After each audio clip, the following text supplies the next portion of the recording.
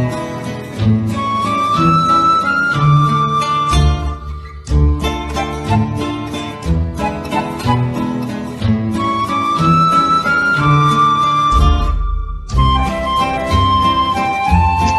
you very much. Good evening, everybody, and welcome. I call to order the October 11th, 2021 City Council Successor Agency to the Redevelopment Agency Housing Authority regular meeting. Would you all please stand and join me in the Pledge of Allegiance? I pledge allegiance to the flag of the United States of America and to the republic for which it stands, one nation, under God, indivisible, with liberty and justice for all. Thank you. All right. Are there any changes to the order of the agenda this evening? Nothing from staff this evening, Madam Mayor. Okay. All right. Thank you. Now we'll move to presentations. So the first one is presenting a proclamation to Nicholas Brown with Boy Scout Troop 321 upon receiving his Eagle Scout Award. And Crystal, is Nicholas with us this evening? Yes, there he is. Yes, I am here. Okay, terrific. Welcome, Nicholas. I'm going to go ahead and read the proclamation, and then if you're open to it, would love to hear a few words about your project. Thank you.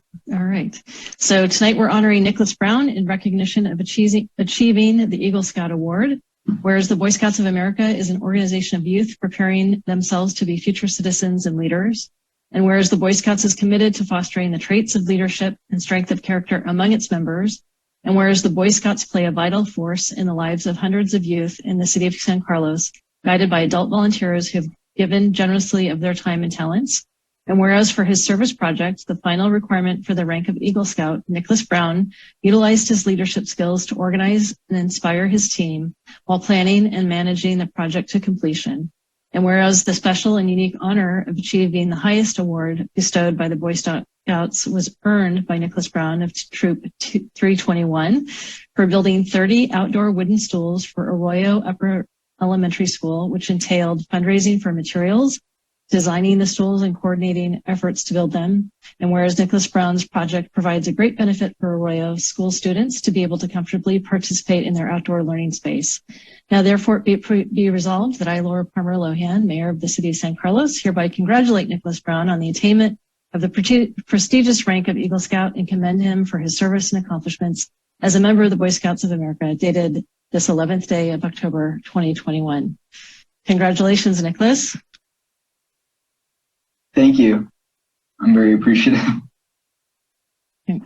So would you like to share with us a little bit about your project? Absolutely. So yeah, this project, I don't remember exactly when. This was about last year. We were doing this was a sort of like a service project in the Arroyo Outdoor Learning Space. Where I was approached by Mindy Hill, who is in charge of that general area, I believe, or was. And at that time, I was searching for an Eagle project, and she came to me and said, "Oh, well, we have a couple projects if you would like to start one that you can do." And afterward, I had to email Mindy Shelton, the principal. And from there, I got started with designing each of these stools. We made approximately 30 of these, exactly 30 of these. What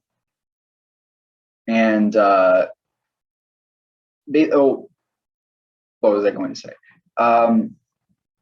Yeah, so once I was given like the go-ahead for this project, I began designing these stools. My dad was like a huge help because he's an engineer. He has like a lot of like woodworking stuff like in his garage, in our garage. And yeah, so yeah, when designing these stools, we really wanted to focus on like, I guess like transportation wise to make it sort of like really easy to like stack and transport, which is why they have that sort of like angle to it. So you could like the bottom piece could very easily fit with the top. Yeah, and so then afterward we set up a GoFundMe page in order to elicit like the correct amount of funds that we would need to acquire all the wood. I believe it was $800 total. And once we were able to collect all the funds from like family, from friends, from other members of the community, I think we stayed in budget pretty much the entire time. There were a couple things that went slightly outside of our budget, but it wasn't like that cost effective. But yeah, so then following that, I then like set up a sign up sheet for other scouts and other volunteers to come over to my house. As you can see in like some of the photos here, this was our general like setup, where we had these kits with each piece, and I would demonstrate how to put each piece together, like drilling holes, like actually staining each stool in order to give it like a unique texture to it. So yeah, I think it was 4 days across 2 separate weekends that we took to building these stools. It was really interesting, like because I wasn't too keen on like being in charge of like this sort of project before. Like I had done some leadership roles in my troop, but this was wholly unique, I guess, to me, at least. Yeah, there was definitely some rough patches in the very beginning with getting certain ideas across, but in the end, it ended up being very smooth with the actual building. Great, well, terrific. They're quite impressive. Thank you. So yeah, then following this, we were able to transport all the schools. It was 2 separate trips, but we got them back to the school. We met with Mindy Shelton, as you can see in the bottom right there, where we have all of the stools stacked. But yeah, in the end, like this was definitely a very unique experience. Like I didn't really expect my project to like be that I guess like unique to like other projects that people in my troop have done. Like I didn't really expect that it would actually like take as long as it did either, I guess. But yeah, it was definitely an experience, to say the least. Great. Well, thank you for your contribution to the community. Very much appreciated. Thank you. All right. And I see Councilmember Rack has his hand up, and then we'll go to Councilmember Dugan. Thank you, Madam Mayor. And Nicholas, congratulations on your project, on your Eagle Scout. As a fellow Eagle Scout, just want to offer my congratulations and hope that you continue to be engaged in the community and in service. And thanks for what you're doing. Thank you. Someone else had their hand raised. Councilmember Dugan. Yeah, thank you. Yeah, Nick, congratulations, Nicholas. A good project, had a real impact, required a lot of leadership. You're even fundraising. So a good project, but yeah, like my colleague, Councilmember Rack, just want to pause and recognize that becoming an Eagle Scout takes years and years of focus and dedication and extra work. And this is just the culmination of that. So congratulations on all that. And we're proud of you. Thank you. Thank you so much. One more person had their hand raised, I believe. Yep. Councilmember Collins. Thank you, Madam Mayor. I just wanted to add my congratulations, Nicholas. As a former Scout, I never made it to Eagle Scout, and I know how hard it is. So I really appreciate your accomplishments and congratulations. Thank you so much. And Vice Mayor McDowell. I'll chime in very quickly to say congratulations, Nicholas. Thank you for your service to the community, and I hope you continue your leadership in our community and in our society. Thank you. Thank you. All right. Thank you so much for joining us this evening, Nicholas. We wish you great luck. All right. So that takes us to our next item, which we'll be hearing a brief presentation from Colleen Carvalho, Associate Director for the Bay Area Cancer Center, talking about the services that they offer the community.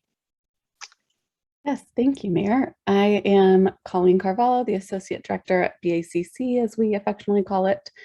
And I'll just briefly go through our services. I know we have a tight amount of time this evening, but feel free to contact me afterwards or our organization, and we'll be happy to answer additional questions. So our promise to the community is that we empower people on their breast ovarian cancer journey and equip them with personalized education, supportive communities, and practical resources at no cost. And it is Breast Cancer Awareness Month right now. So we appreciate you inviting us here this evening to recognize that. And we do hope that you'll keep our information in mind throughout the year for any of those who you might know who would need our services. And this is just kind of reflective of our promise statement, our mission, supporting those with breast and ovarian cancer with personalized services that inform and empower. And just a few of our defining attributes that I'll briefly touch on. We always place the needs of our clients first, which ties into some of our other attributes of our personalized services. So we really work with clients to figure out what it is that's most important to them, how they want to receive support. We don't just have one way that people use our services. People contact us and tell us a little bit about their situation. They may have heard about our services before and know exactly what they're looking for. Some want to talk through what we offer, which ranges from support groups to health and wellness classes, to a buddy program, to cancer information education. We really have a range of services and try to work with people to find out what's going to be most useful to them. We do include families and caregivers in many of our services, and we utilize the support of volunteers to make them happen. And we do provide all of our services free of charge. And this is just a little graphic to show kind of the range of things, again, that we offer. We offer over 50 programs individually that take place each month. And then we also have more ongoing programs and services. So we really just continue to add. We're adding a financial support resource, which I'll mention later. We offer financial aid for certain clients, help with screening services for those who need connection with breast cancer screening services. We have an annual conference coming up on November 5th, a day of different professionals in the area coming to speak and share their information. We focus our support groups, we have counseling, and our support groups are actually focused on certain types of breast cancer or ovarian cancer or unique situations. So we have metastatic cancer support groups, we have young women's, we have a Black, Indigenous, and people of color breast cancer support groups. So we really try to make our support groups even more specific, which our clients tell us is extremely helpful. And this just details a little bit more some of the support groups that exist within the different categories that I mentioned. But one thing I don't think I mentioned too much is our personalized medical research. So we do have staff who have their PhD in things like cancer biology, who can go over pathology reports with clients to help them better understand their diagnosis and treatment and go through NCCN guidelines. We don't provide a second opinion, but we can really just help provide that education so somebody feels more empowered and more comfortable with the information they're receiving, and better able to make decisions on their journey. And mentioned our buddy program, our insurance and employment help, and our boutique, which I'll touch on in a moment more. Our outdoor boutique. So right now, everything that we're offering for the most part is virtual or by phone. Our boutique is one exception to that. It's one service that we haven't really been able to transfer to Zoom. So we do have in-person appointments on our back patio. They're outdoors and socially distant. We do sanitize between appointments, but we help people find bras, hats, wigs, prosthetics. Sometimes we help them find swimsuits for prosthetics, but we really have realized that this is one service that is no longer as available in the community either. Stanford has actually stopped offering their wig bank. American Cancer Society has closed their Look Good, Feel Better program, which offered wigs. So we are happy that we're still able to provide this service.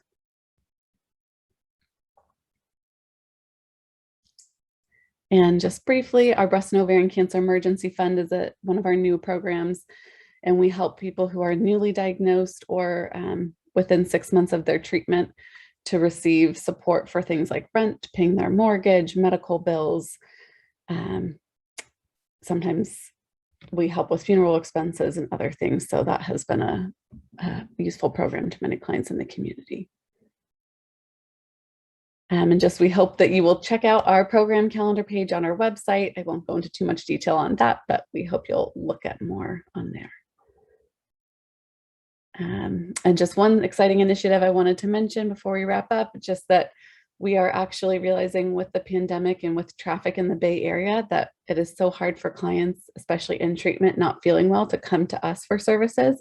We're trying to bring our services to clients. So we've actually obtained a small van that we are bringing wigs, hats, bras, prosthetics out to different communities throughout the Bay Area. We have our first event in Salinas on October 30th. So we are really trying to spread out. We're going to be partnering with Zuckerberg San Francisco General to offer services there, cancer support communities. So we're trying to bring our services out to others, which we had started doing with the pandemic with offering groups at different locations, but now we'll actually be able to bring tangible services as well.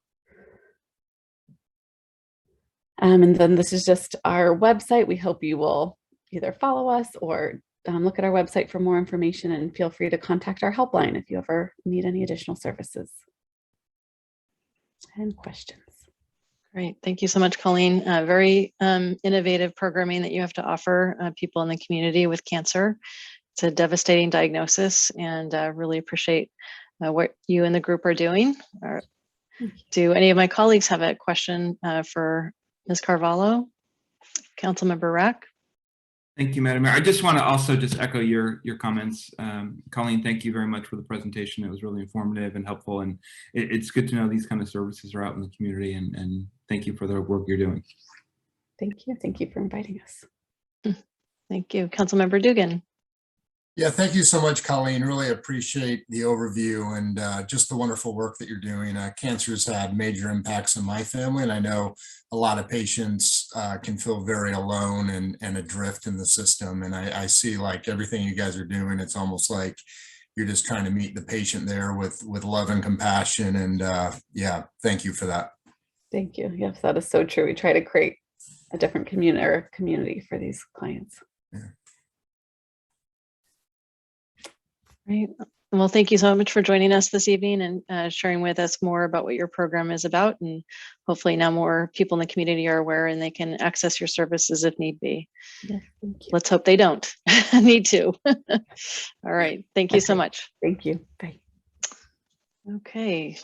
Next item is item 4C, Jessica Yang, Community Foundation San Carlos Vice President, and Michael Campbell, Community Foundation of San Carlos Vice President, will be providing their annual update on their programming. Thank you. Good evening, Madam Mayor, council members, staff, and the broader San Carlos community. Thank you for the opportunity tonight. My name is Michael Campbell, Vice President of the Community Foundation of San Carlos, and I'm here with Jessica Yang, President of the Foundation, to give you all an update on our activities over the prior fiscal year, which ran from July 1 of 2020 through June 30th of 2021. So next slide. We'll be talking tonight, other direction. Oops. Jessica, I'll help from here. Okay, thank you. That's okay, I'll just keep going. Tonight we'll be talking about our grant program, how much money we've distributed to the dozens of local nonprofits serving our community. We'll also cover our fundraising efforts and the performance of the endowment. And finally, we'll talk about the many efforts of our board members and volunteers to build community together. We can go to the next slide. So first, we'll cover the financial update. The year ended June 2021 was the Foundation's first full year in operations. We've continued to manage our funds with the dual goals of supporting our community today and growing our endowment to support the community's needs into the future. We're happy to report significant progress towards both of these goals. So let's first look at how we benefited the community today. As you can see on the right-hand side of the chart, we're able to grant out over $200,000 to 38 organizations who serve those who live, work, play, and learn in San Carlos. We did this while keeping our expenses very modest at less than $11,000. That means 95% of our spending went into the grant program. On the other side of the chart, you can see the combination of the generosity of our community and the power of the endowment. With a total of over $265,000 in gifts received, added together with $456,000 in investment returns from the endowment, we had a total of $722,000 of total income. So next slide. And so when we look at the performance for the year, we can see net assets grew almost 23% and now sit at $2.7 million, which is really amazing considering during that time we also granted out over $500,000 in just our first 2 years. We're incredibly grateful for the amazing generosity of our community. We had donations come in from almost 100 new donors, including a very large gift of $100,000 from real estate developer Alexandria. To date, we really haven't put a lot of effort into our fundraising. We focused our efforts on building community, sharing information about the success and impact of our grant program, and setting up listening posts to hear from the community. We listen both online via social media and starting this past summer at live events like the Farmers Market. So we want to thank everyone who's already engaged with us in either forum, and we invite you all to talk to us either online or at our booth. We'll be at the Farmers Market this coming Halloween and again later in the year and of course next year, as well as at other events which Jessica will describe in a bit. So next slide. So as I mentioned earlier, we granted out over $213,000 last year. The first 2 rounds of grants in July 2020 and November 2020 went out as part of our COVID relief fund.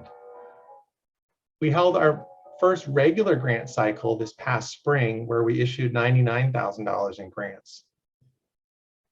And finally, we awarded $2,000 in grants based on the suggestions of each of the 4 winners of our racial justice poster contest. Jessica will talk a little bit more about that later as well. Our next grant cycle is fast approaching. Applications are due this coming Friday, October 15th by 7 p.m. Next slide. Of course, we didn't do this all on our own. We got lots of help from others. So just for one example, to celebrate Pride Month in June, Devil's Canyon Brewery hosted us, as well as representatives from Coast Pride, Safe Space, Reach and Teach, and the San Mateo County Pride Center. Each organization took the opportunity to educate the community about the services they offer, while everyone got to listen to great music and enjoy the food trucks and beverages from the brewery. So the next slide. So you guys have seen me and Jessica and a few other board members in the past at meetings like this, but there are many more volunteers working behind the scenes. We recently held our elections at our annual meeting on September 22nd, and we now have 14 directors on the board, with the 6 pictured above making up our officers and executive committee. We're really excited to welcome new board members, Madison Duran, Paige Scott Sarmiento, Will Stroll, and Chris Tran. And new this year, we're going to have an official liaison to SCEF, as Paige will serve that role, and Luke Eden will be our liaison to the Youth Advisory Council, 2 organizations we work closely with. And we had to say goodbye to some board members, but many of them continue to stay involved on our committees as grant readers, event organizers, etc.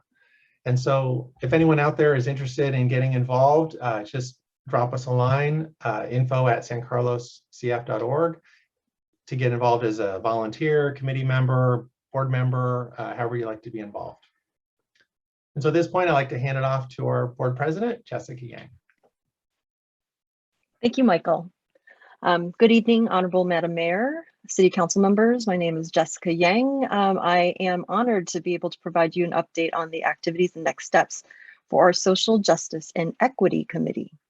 We have changed the name of the Racial Justice Committee to be more expansive with a focus on equity. The word cloud you see here was created from responses from community members who participated in the 21-day challenge in June. The words that pop here are want, better, community, and equity. And with this expressed desire, let me share our progress. Next slide. Last September, we shared a 3-pillar strategy for this work: to transform public spaces, to curate community learning opportunities, to honor and celebrate the diversity of our community and highlight overlooked perspectives. We have delivered on all 3 pillars. Over the summer, the Horizon Light mural was installed celebrating women in science with the support of over 100 Community Paint Day volunteers. The project was inspired by the passions of 2 young community leaders, Danielle Villaseñor and Sebastian Fuene, who are now both away for college. On the community learning front, the 21-day Social and Racial Equity Challenge held in June secured participation from the San Carlos School District, local PTAs and parent groups, City Council members, the City of San Carlos, San Mateo County Office of Community Affairs, employees of the NASA Ames Research Center, and many, many, many more. At the conclusion of the challenge, we were honored to partner with Thrive Alliance to host a community conversation with a debrief led by Shireen Malakafazali, the Chief Equity Officer of San Mateo County. To honor and celebrate overlooked perspectives, we put 3 banners across Laurel Street. We have supported these heritage celebrations with learning resources, events, shopping and donation recommendations for Black History Month in February, the Asian American and Pacific Islander Month in May, and we are currently celebrating Latinx Heritage Month. So please check out the community portraits shared by our community members as part of AAPI Joy and for Viva Latinx.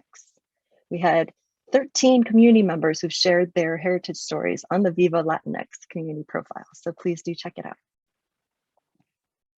out. As the summer, actually still back to the previous slide, at the start of the summer, we also partnered with Devil's Canyon Brewing Company to host 2 community celebrations, AAPI Heritage Month in May and Pride in June, which Michael mentioned earlier. The owners of the brewery reported that the May celebration brought in more traffic to their venue than they had seen in the last 18 months. Not only did we bring in traffic, the 3 AAPI owned and operated food trucks were completely sold out before the end of the evening.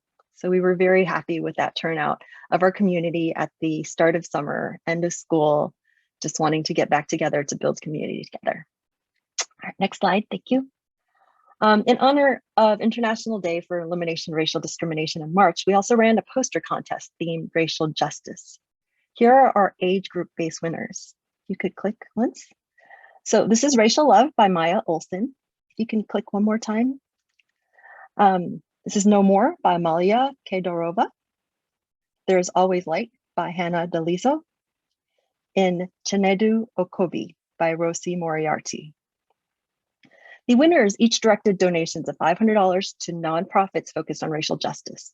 Our plan is to make this an annual contest.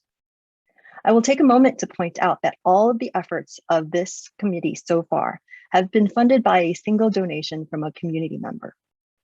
Going forward, we have included support for these efforts in our operating budget. However, we will always welcome community donations. Next slide. Looking forward, well, I think maybe click again. Okay. Looking forward, here's a roadmap for the remainder of 2021. You may have seen the Latinx Heritage Month banner across Laurel Street last week, and we have the profiles and resources currently. If you click again, in November, we will be joining 50 other towns and counties in the Bay Area in the movement against bias and bullying during the 4th annual United Against Hate Week. The Community Foundation has printed out posters that will be distributed around town and can be picked up at our farmers market booth on Halloween. On Friday, November 19th, we will be hosting a slam poetry contest. at Devil's Canyon Brewery. All are welcome to participate. More information will be shared via social media and on our website shortly. Winners will be determined by the audience's applause, and the winners will be able to direct $1,500 in donations to nonprofits of their choice working for justice and equity. You can click one more time. Today, October 11th, is Indigenous Peoples Day. We acknowledge that we are on historic homeland of the Ramaytush Ohlone tribe and are committed to honor and partner with the Ramaytush Ohlone people whose land and water we benefit from today. In partnership with the San Mateo County Libraries and the Association of Ramaytush Ohlone, the Community Foundation will be sponsoring a webinar with the Ohlone history and culture, webinar about Ohlone history and culture to be held Thursday, November 18th. Stay tuned for details. Could proceed to the next slide. Looking into 2022, here's a high-level overview of our planned activities. Key things here to point out are 2 sessions of the 21-day challenge. We have scheduled quarterly facilitated community conversations. And scattered in here are sponsorship and support of community building events, such as Week of the Family, Hometown Days, and Summer Block Parties. You can click to the final slide. As we conclude our annual update, we want to thank our Honorable Mayor, Vice Mayor, City Council members, Commissioners, and the City of San Carlos for your continued support. We thank our community members and neighbors for participating in the events and activities as we build community together. I want to remind our nonprofit partners that the fall grant applications are due this week, October 15th by 7 p.m. Sorry for the typo there, but it's this week. Please visit our website to sign up for our newsletter and keep an eye out for our annual report coming soon. Follow us on social media, share our posts with friends and family, and please help us help our community by spreading the word of the Community Foundation of San Carlos. On behalf of the Board of Directors and volunteers of the Community Foundation, thank you. Thank you, Jessica and Mr. Campbell. Any questions for, I see Councilmember Rack and then Councilmember Collins. Thank you, Madam Mayor, and thank you, Jessica and Michael, for the presentation, and to all the board members. I don't have any questions. I just want to say congratulations on the very successful year, and clearly you're finding a need and a niche in the community, and I look forward. You have a robust and ambitious schedule for next year, and I look forward to continue to support that from the community and from the city and personally. So thank you for all you're doing, and congratulations. Thank you, Councilmember. Thank you. Thank you, Councilmember Collins, and then we'll go to Councilmember Dugan. Thank you, Madam Mayor, and thank you, Jessica and Michael. Great presentation. Several years ago, this idea was sort of mulling around in my mind, and also former Councilmember Mark Olbert's, but it was really Cameron Johnson that brought it to life. He was the one that said, I think we should do this, and I'd been thinking about it, but I hadn't brought it up, and I'm grateful to Cameron for getting it started. I'm glad we supported it. It's succeeding beyond my wildest dreams, and I'm just really pleased to see how it is growing and developing and benefiting many members of our community. So thank you both again, and keep up the good work. We're very proud. Thank you, Councilmember Collins. Wouldn't be here without you and Cameron getting us going. Councilmember Dugan. Thank you, Madam Mayor. And yeah, Jessica, Michael, thank you for the overview. And yeah, what an outstanding year that the foundation can grow by that, more than 22% while you're having such an impact in the community and keeping your operational expenses so minimal. Really speaks to the spirit of the organization, and just it's very much a vehicle of our community. So just thank you for that. Thank you, Vice Mayor Councilmember. McDowell. Oh, sorry. Vice Mayor McDowell. Thank you, Madam Mayor. Thank you, Jessica and Michael, for being here with us tonight. I just want to note that the Community Foundation was in the right place at the right time to immediately respond to the COVID-19 emergency. And the foundation has done such great work supporting so many amazing nonprofits in our community that were helping people through such difficult times. And I know that a lot of volunteer hours went into the grant making process, and I'm just so grateful for the strong base of volunteers serving on the foundation. And I also want to recognize the foundation's social and racial equity work, as well as the efforts to bring the new mural downtown. I truly feel like the values that we hold dear in San Carlos just shine through and are amplified by the Community Foundation's work. So thank you so much. Thank you, Vice Mayor. Thank you. Very, very impressive body of work. I really appreciate the contributions that you're making, as well as the people who support the organization. Very generous in terms of time and treasure. Nice to see that we have it in San Carlos and that there's so much enthusiasm for the work. So thank you very much for joining us this evening. Thank you so much. All right, thank you. Okay, so that brings us to, let's make sure I'm tracking here. Council communications and announcements. Council communications and announcements are brief items from members of the City Council regarding upcoming events in the community and correspondence that they've received. They are informal in nature and no action will be taken at this time. Vice Mayor McDowell.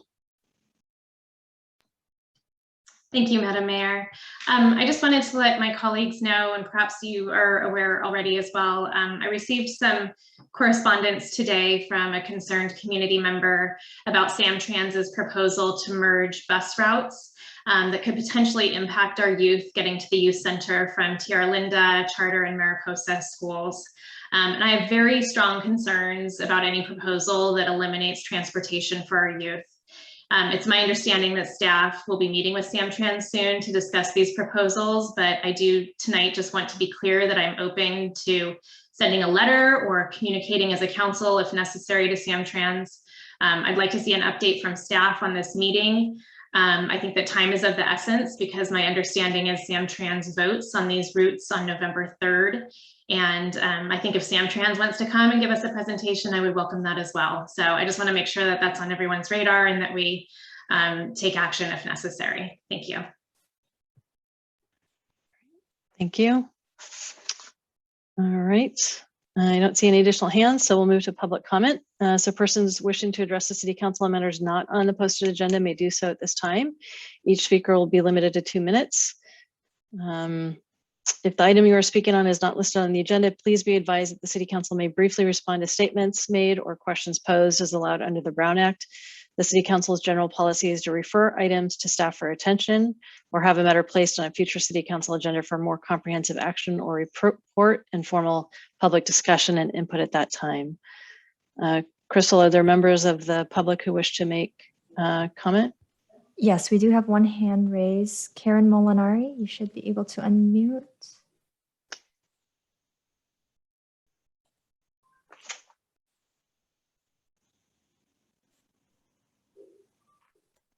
Can you hear me? Oh, yes, we can. Great. Thank you. I am raising the issue that Councilmember McDowell just raised. Definitely concerned about Samtrans' decision to truncate bus routes and merge existing school bus routes. As many of you know, there was a group of 5 or 6 of us that formed the Transportation and Safety Committee about 5 or 6 years ago through our PTA Coordinating Council, and with work with the City Council and with Samtrans, we advocated very strongly for the return of buses to the city of San Carlos. Samtrans currently serves school bus routes to Menlo Park, Redwood City, and Belmont. And as the city that has them headquartered here, I felt that it was very disappointing that we didn't have bus service in the city of San Carlos. That being said, we worked really hard. We got bus routes and we removed a ton of cars off of the road. And we're very, very excited as a community to have basically the building blocks of youth transportation and alternate transit experiences. And I'm very, very disappointed that Samtrans is choosing to alter these bus routes. The Route 61 has been so popular. There are 2 full buses. They even had to test accordion buses out. So what I'm asking is for council to do the same as what Councilmember McDowell asked, is to follow up with Samtrans staff to work with your council representative for the South County, which is, I believe, Councilmember Jeff G., and make sure that this is a top priority. I feel that as a community, we will definitely go back in time and have many more cars on the road if these routes are reduced the way Caltrans is, or Samtrans is choosing to do so. And they only make these route changes, you know, like a couple of times a decade. So it's if this happens now, it will be many years and many more hard-fought hours for us to get these buses back. Yeah, thank you, Karen. Councilmember Rack.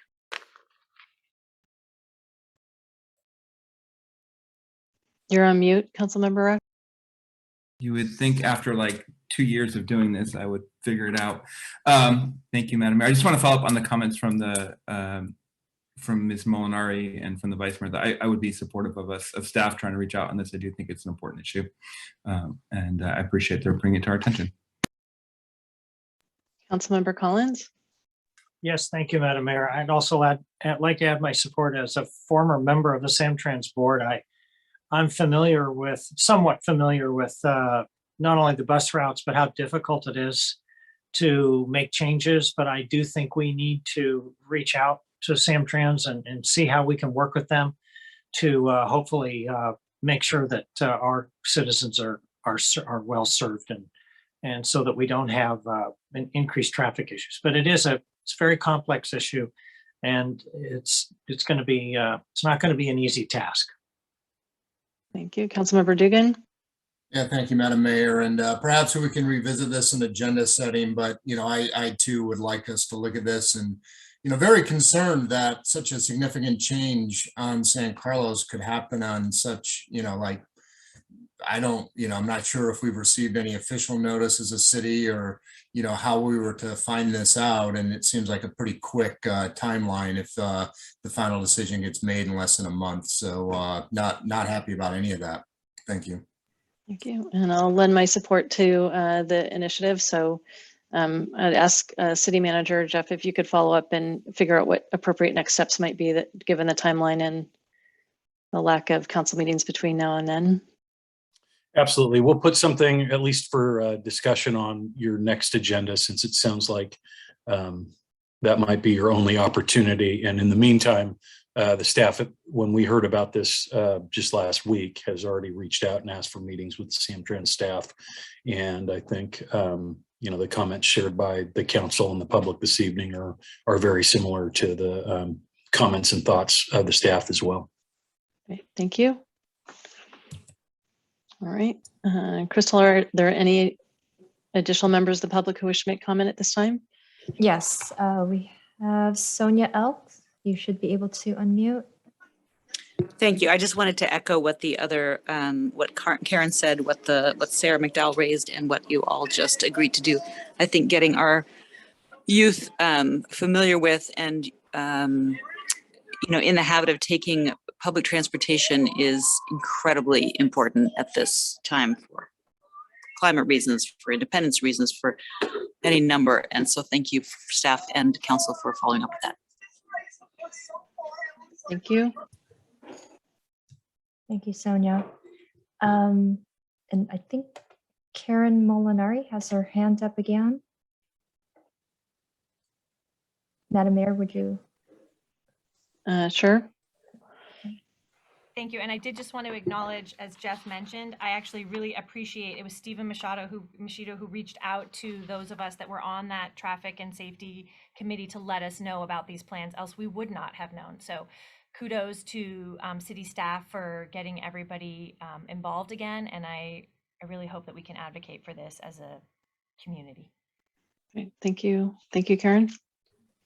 All right, Crystal, are there any additional members of the public who want to comment? No, there are no further hands. Okay, all right, thank you. So with that, we'll move to the consent calendar, item 7. Are any members of the council wish to pull an item from this list? All right, seeing none, we'll take a motion. Madam Mayor, I Mayor, will, go ahead, Ron. I'll move to approve City Council consent calendar items A through K. I'll second. All right, any further discussion? Any public comment?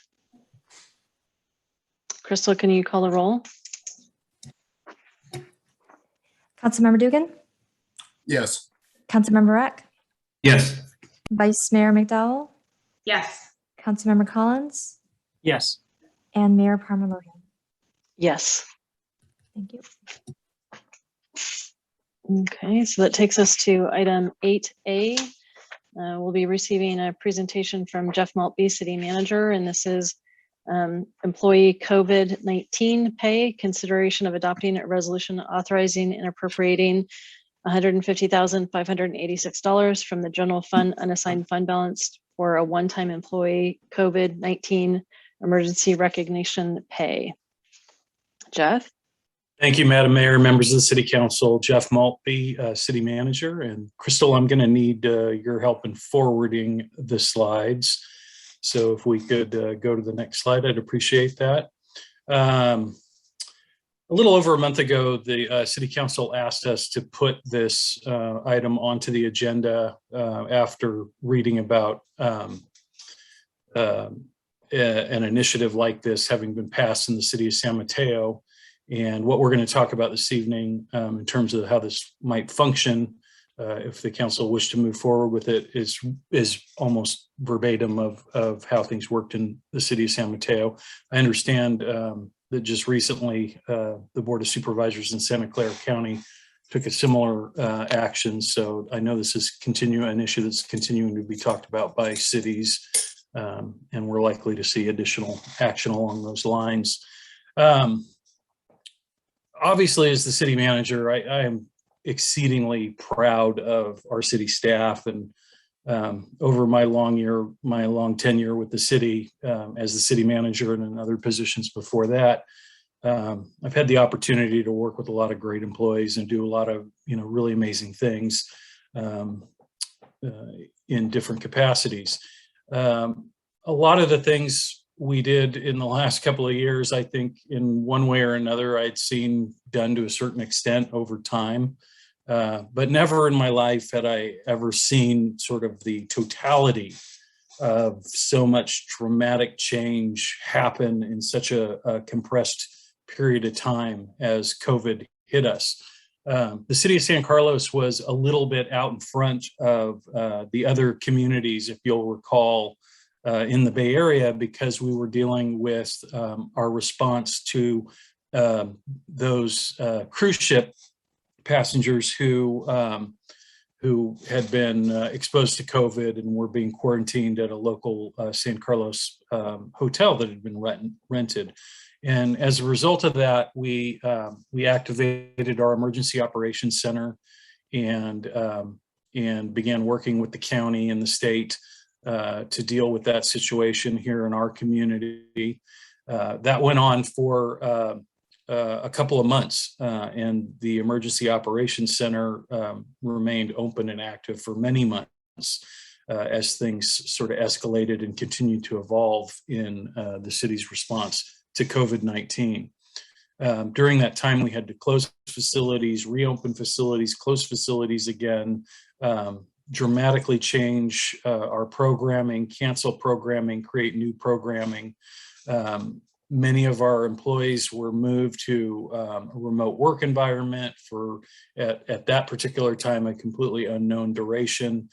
We had employees who were having to create and implement new technologies to make that all happen, while other employees were really working in a completely different capacity than their historic job duties. We'll talk about that a little bit more as we go forward. Can you see the next slide, Crystal? Thank you. One of the things that the city and its staff did very early on was respond to the potential financial uncertainty that was outlined by the city's financial advisors that we work with year in and year out. And as a result of that, we began contracting our budget very quickly because the unknowns were just so vast. We wanted to make sure that we had the capacity to continue to provide the most critical programming and services to our community. So city employees agreed to partner with the city council in reducing the budget, not just in the normal operating costs, which was part of it, but also in terms of their salary and benefits. They gave back about $400,000 in very short order at the beginning of the pandemic to help the city create some financial certainty as it moved into a very uncertain time. We eliminated a number of vacant full-time positions, 7, to help save money. The additional remaining staff, those duties and that work didn't go away. It was picked up by other employees who were also doing a lot of other sort of unusual duties in response to COVID at the time. While all that was happening, we still needed to do our normal day-to-day, people's home projects needed to continue to be processed, potholes continue to need to be filled, public projects and infrastructure needed to continue to be maintained and worked on, and we needed to continue to run and conduct the business of the city. Can we see the next slide? Thank you.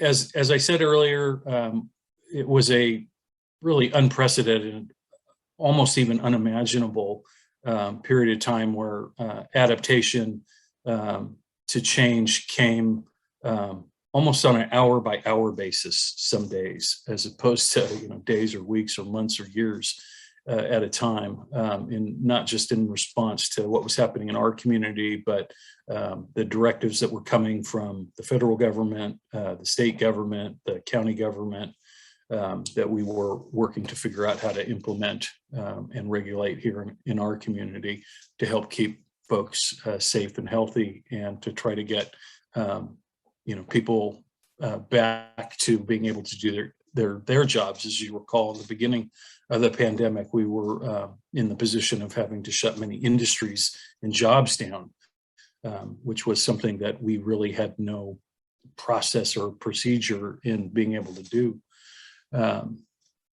These were the types of very abnormal job duties that folks were being asked to do. Projects had to be reprioritized.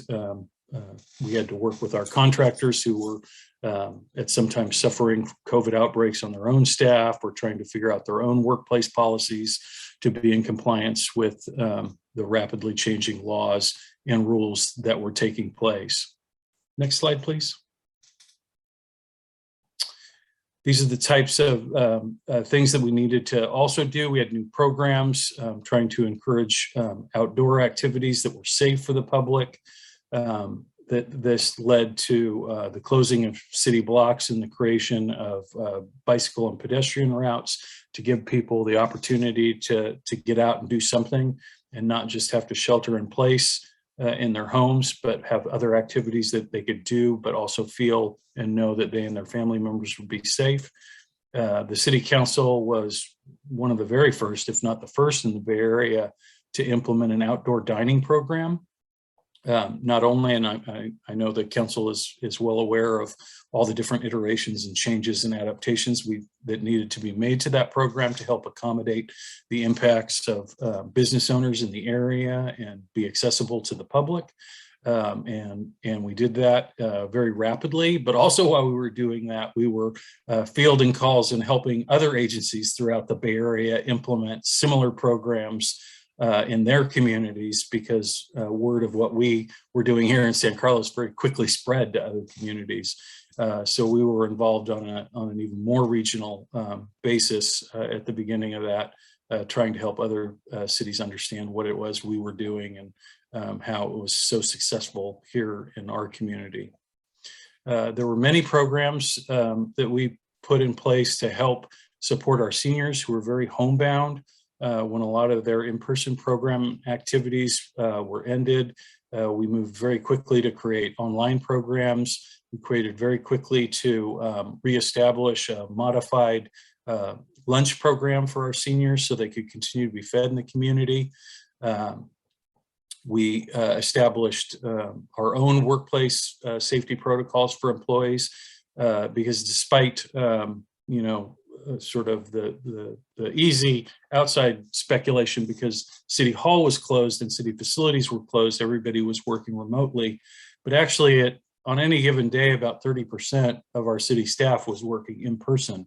There were many things, certain computer systems that had to remain behind our firewall for the security of those systems and the protection of private public data. You know, people's addresses and private information that they submit to us, credit cards, all those kinds of things.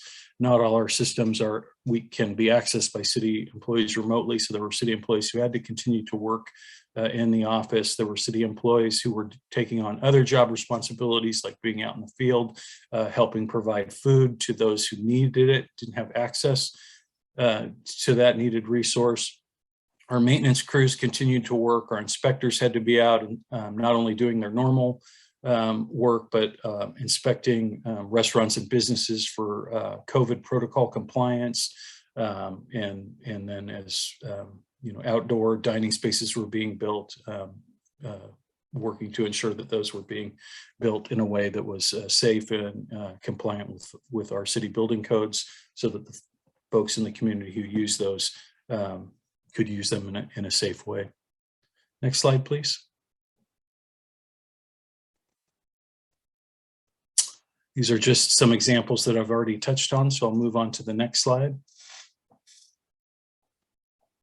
So what the city of San Mateo did was they created a program where they would do a one-time payment of $2,000 in recognition for employee efforts during the first year of the COVID-19 pandemic.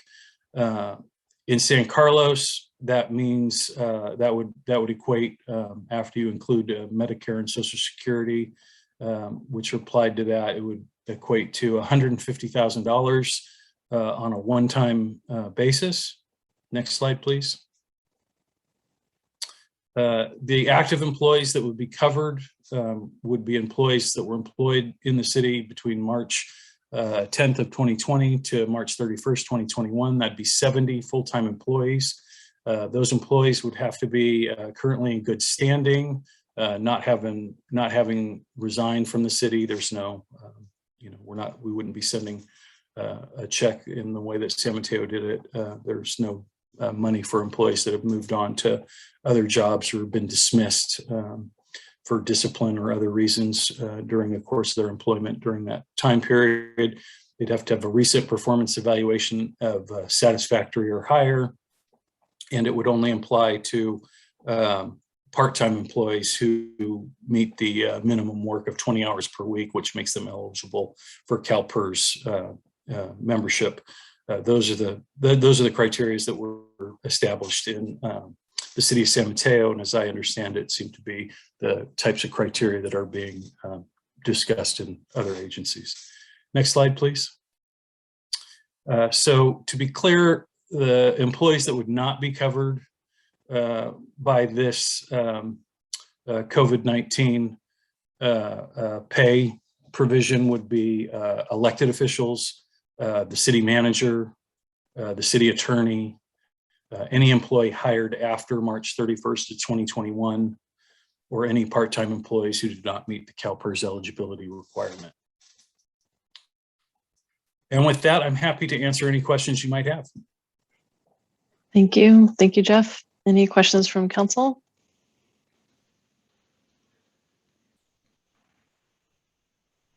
Councilmember Dugan, and then we'll go to Councilmember Rack.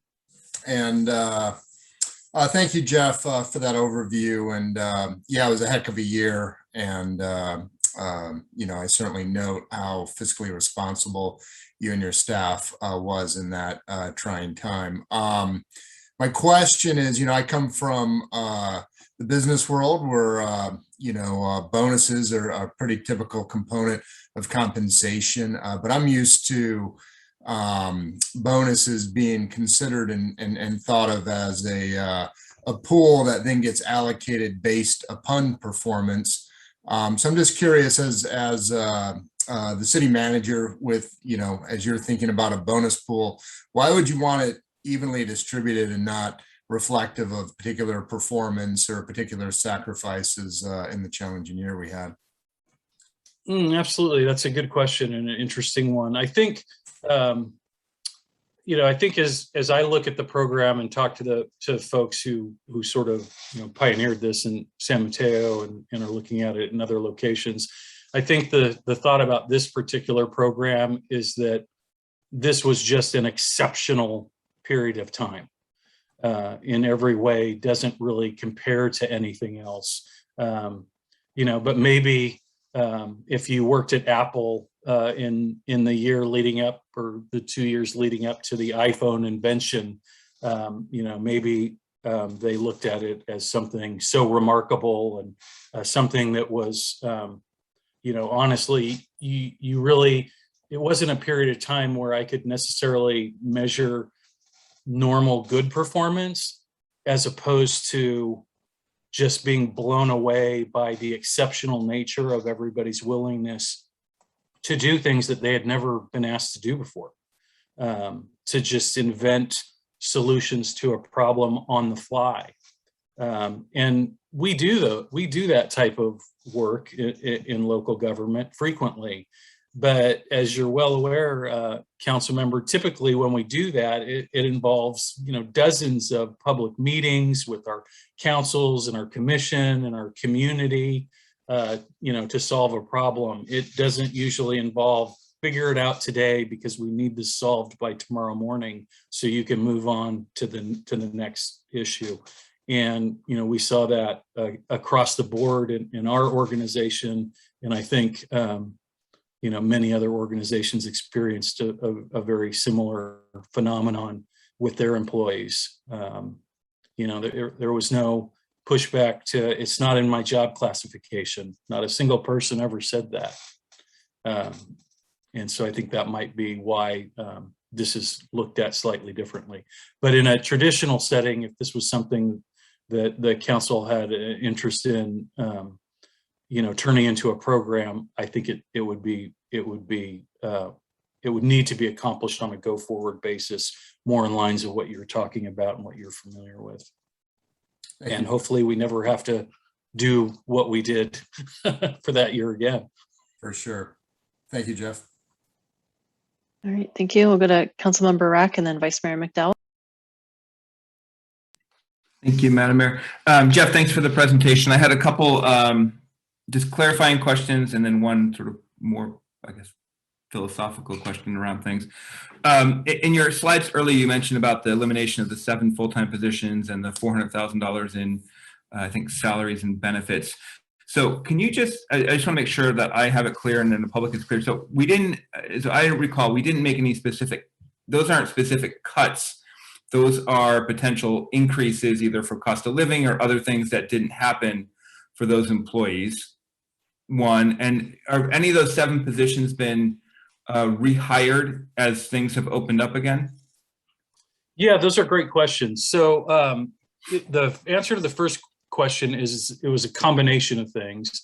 So there were some benefit changes that were, like real world sort of reduction. And then there was the agreement to forego the raise that they had already negotiated with and agreed to with the city council that was just about to take place. So in that sense, it was future money, but it was not, sort of imaginary future. It was something that had already, been agreed to and was anticipated and was about to have to be implemented according to those agreements. The answer to your second question is yes, a number of those positions have been filled and several others are now in the process of being filled. So we are getting back to normal. Our current financial projections are definitely trending upwards significantly. Our worst case scenario and worst financial fears that we had at the beginning of 2020 as we were dealing with that uncertainty have not come to fruition. And and we've had, you know, good news on our financial front, and there's every reason to believe that moving forward, we're moving back into a period of financial stability, where there's a likelihood of growth in our revenue and you know, expenditures as well, but in a balanced and sustainable way. Great. Thank you. And if I could just quickly just ask from a philosophical standpoint, I mean, we had our retreat recently. You talked about some of the challenges from the staff in terms of workload, in terms of retention, other issues. And I guess what I'm struggling with to understand is, like, does this make the, you know, how this plays into that and what kind of impact this has versus sort of looking at those longer term systemic problems that we have that, you know, maybe might be a better approach to addressing some of the challenges that you raised at the retreat? Mm-hmm. You know, I mean, I guess the answer to that question, you know, could be, you know, a lot of different things for a lot of different people, depending on your point of view. The way that I look at this in particular is more of a special circumstance, you know, where you're just honoring a sort of a remarkable situation, as opposed to, you know, honoring somebody for, you know, doing a really good job in their normal job. This is more of a above and beyond kind of unique moment, and it's just really hard to sort of put it in context with other things. As I said with Council Member Dugan's question, I think if you're, you know, there are a lot of pressures, you know, that employers are facing right now, and certainly we have those pressures and probably some others that are unique to public sector employment that we're dealing with right now. I think those are going to require, you know, special and unique efforts for cities and special districts and other government entities to address. And those efforts are likely going to have to be, you know, ongoing in nature, as opposed to something like this that would, you know, really, I would very much hope would be a one-time thing, because I would very much hope that we don't find ourselves in the situation of having to, you know, rework the world overnight again because of a horrible pandemic. Great. Thank you. Thank you, Madam Mayor. And thanks, Jeff. All right. Thank you. Vice Mayor McDowell. Thank you, Madam Mayor. Thanks, Jeff, for the presentation. My question for you is, you mentioned that the Santa Clara County Board of Supervisors just passed something similar, staff recognition pay. And what I read about that in the press was that the county executive stated that the American Rescue Plan Act requires that some of the funding be used for some type of recognition pay. And I'm wondering if you or staff had heard about that and what we know about that. You know, that's an interesting question, Vice Mayor. We've been researching that. We took a look at the same article and are talking to them about that. I don't have an answer for you tonight on whether or not it requires some of the money to be spent on that. But it is now clear to us that it is eligible. Some of the money is eligible and could fund at least some of the $150,000 that a program such as this would cost. But we'll continue to take a look at that. Obviously, it makes it even easier if it's a requirement. Then we need to figure out a way to spend some of that money to be in compliance with the law, as the majority of that money is going to go to serve the community and projects and services that benefit them. Great, thank you, Jeff. All right, thank you. All right, so my questions were asked. So I don't see any other hands, so we'll move to public comment. Crystal, are there any members of the public who wish to make comment? Yes, I do see one hand up. Mark Leach, you should be able to unmute.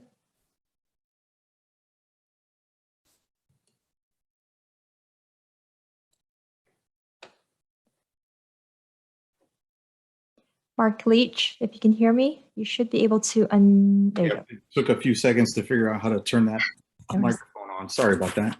No worries. There was a comment earlier about you'd think after 2 years of this, we'd know how to do this.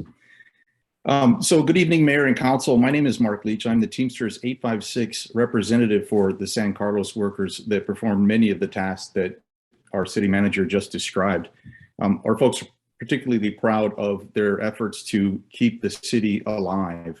in particular the business sector down on Laurel Street, the setting up of the barriers and making it possible for restaurants to feed and entertain residents and keep those funds flowing through their businesses. I know that frontline workers experienced a very stressful and very different COVID period than many of us that can call ourselves Zoomers, because we did our work behind a screen. They put on masks and they were out there on the very first days.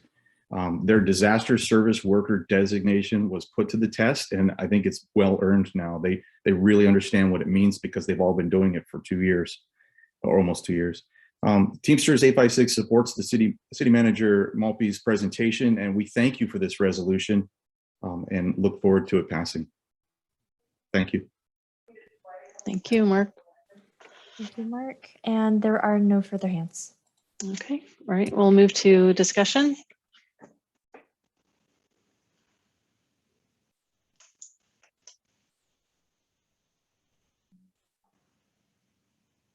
All right, we'll go to Councilmember Collins and then Councilmember Rack.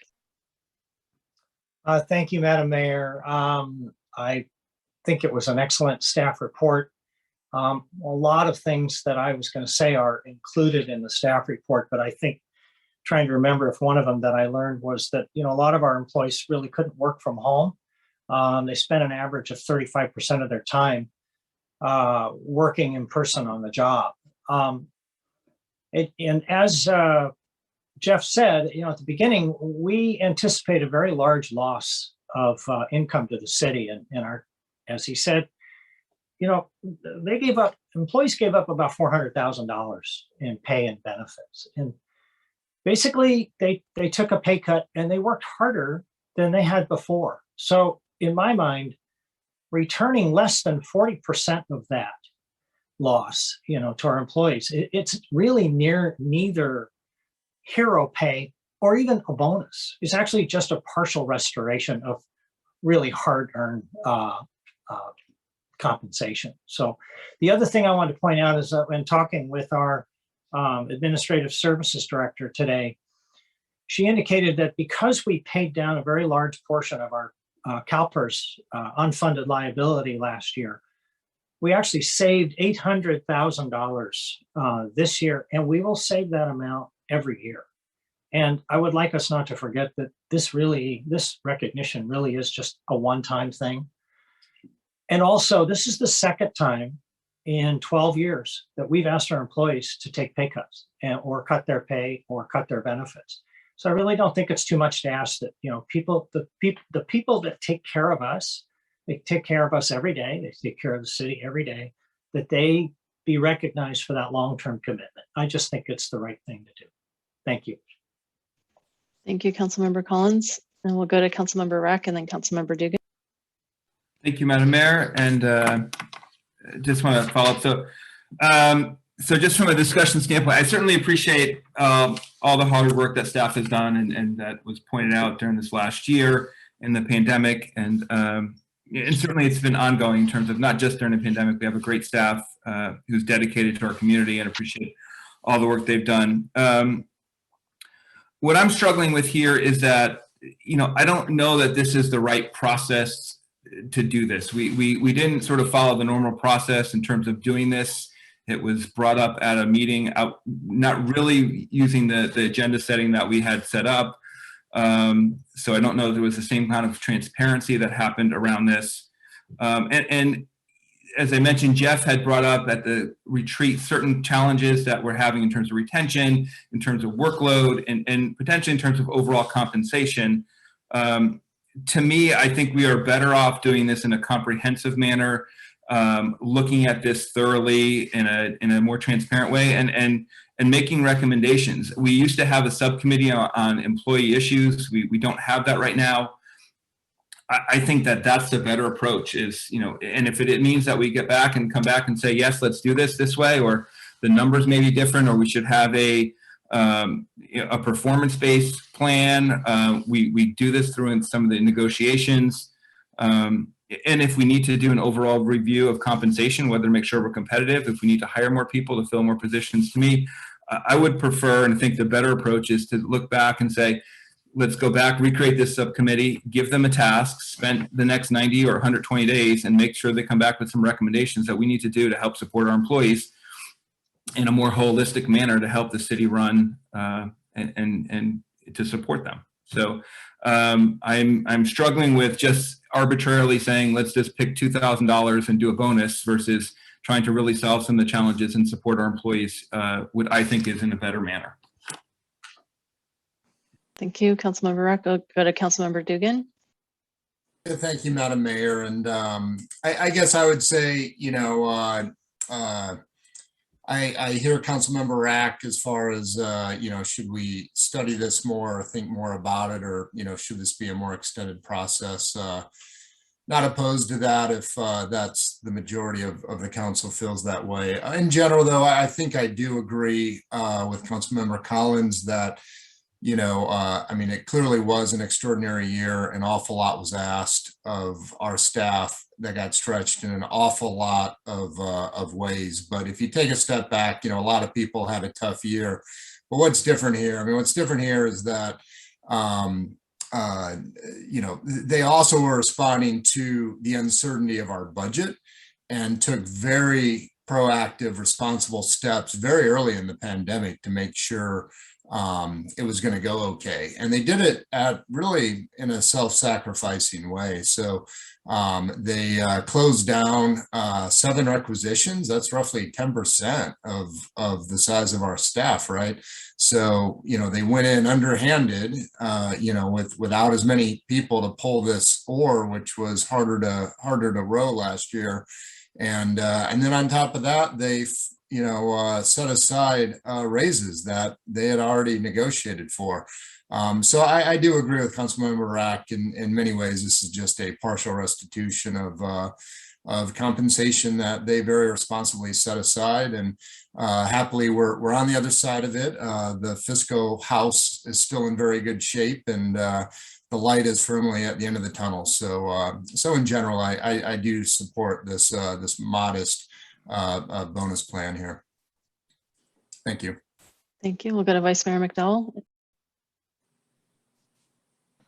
Thank you, Madam Mayor. I think context on this issue is really important. So I wanted to make sure that I say a few things tonight. So as Jeff mentioned, in 2020, there was a lot of uncertainty and we were predicting very bad budget numbers due to the pandemic. And as Jeff mentioned, the council approved reductions in staff salary and benefits. And these concessions amounted to $400,000, which on average was $6,000 per employee, with the median at about $3,500.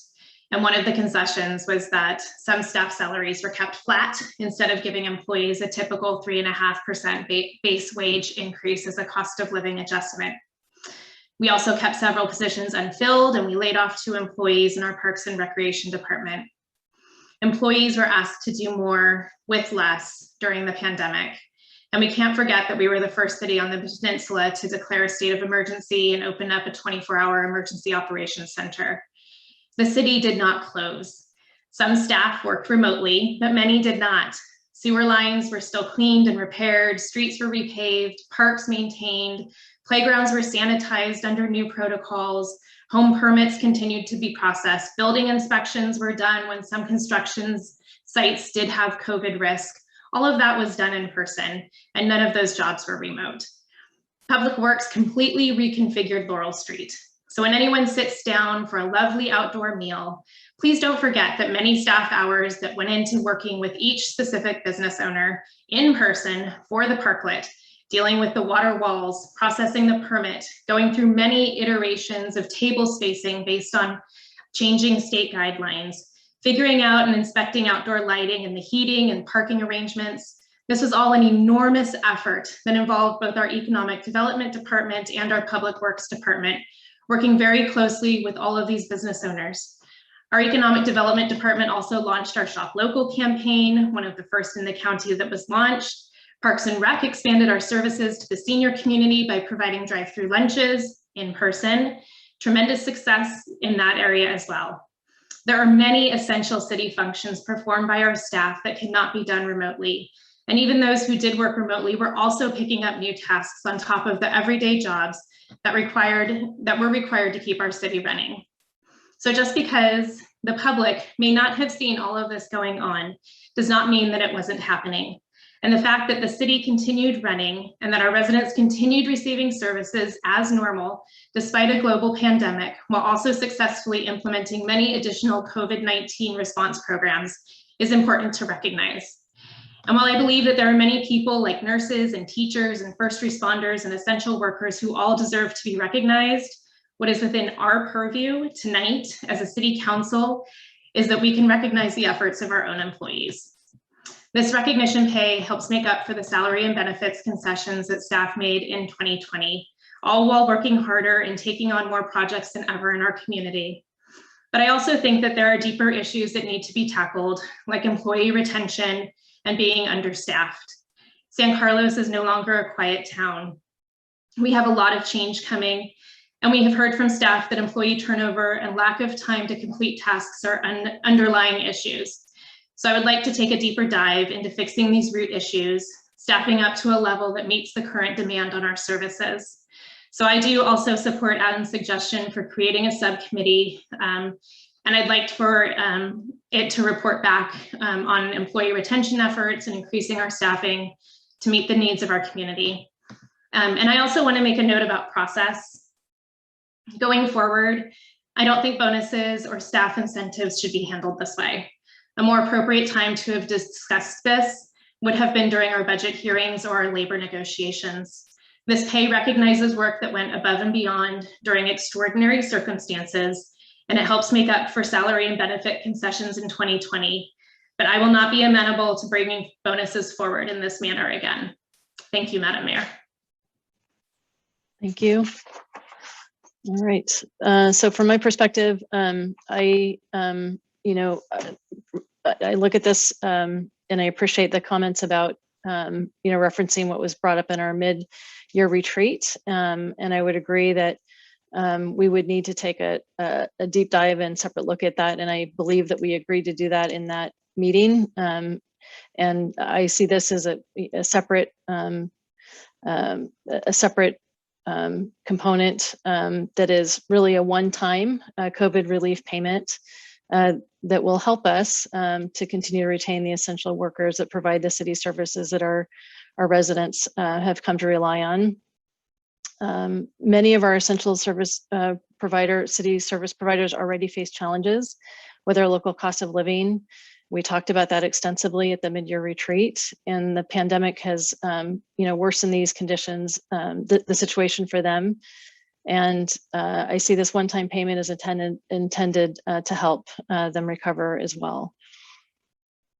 I also appreciate the fact that the city council and city administrators will not be receiving a supplemental payment. Only workers that are essential to providing city services working more than 20 hours a week and have a satisfactory evaluation. I'd like to thank all of our city's essential workers that continue to work hard to provide the city services that our community has come to depend and rely on.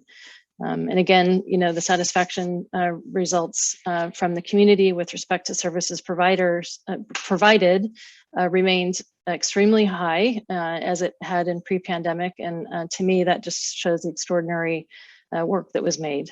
So with that, I don't see any additional hands raised. So at this point, I'd be willing to entertain a motion.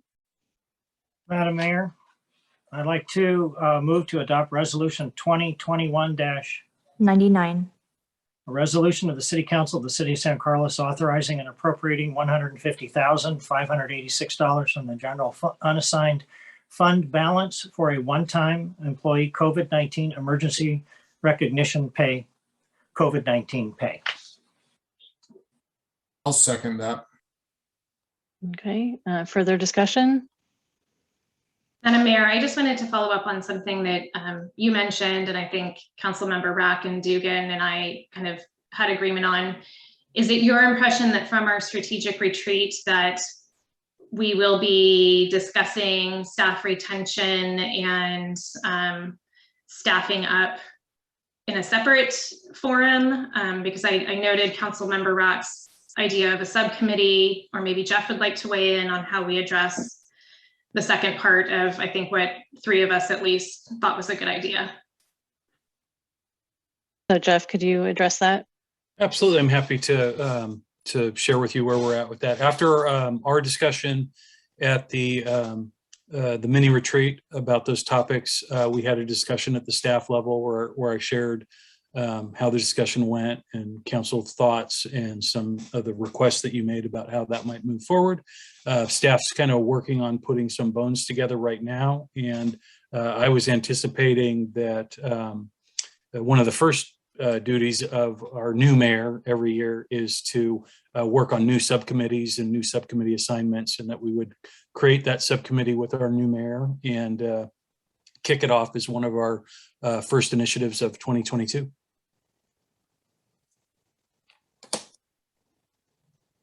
Councilmember Rack?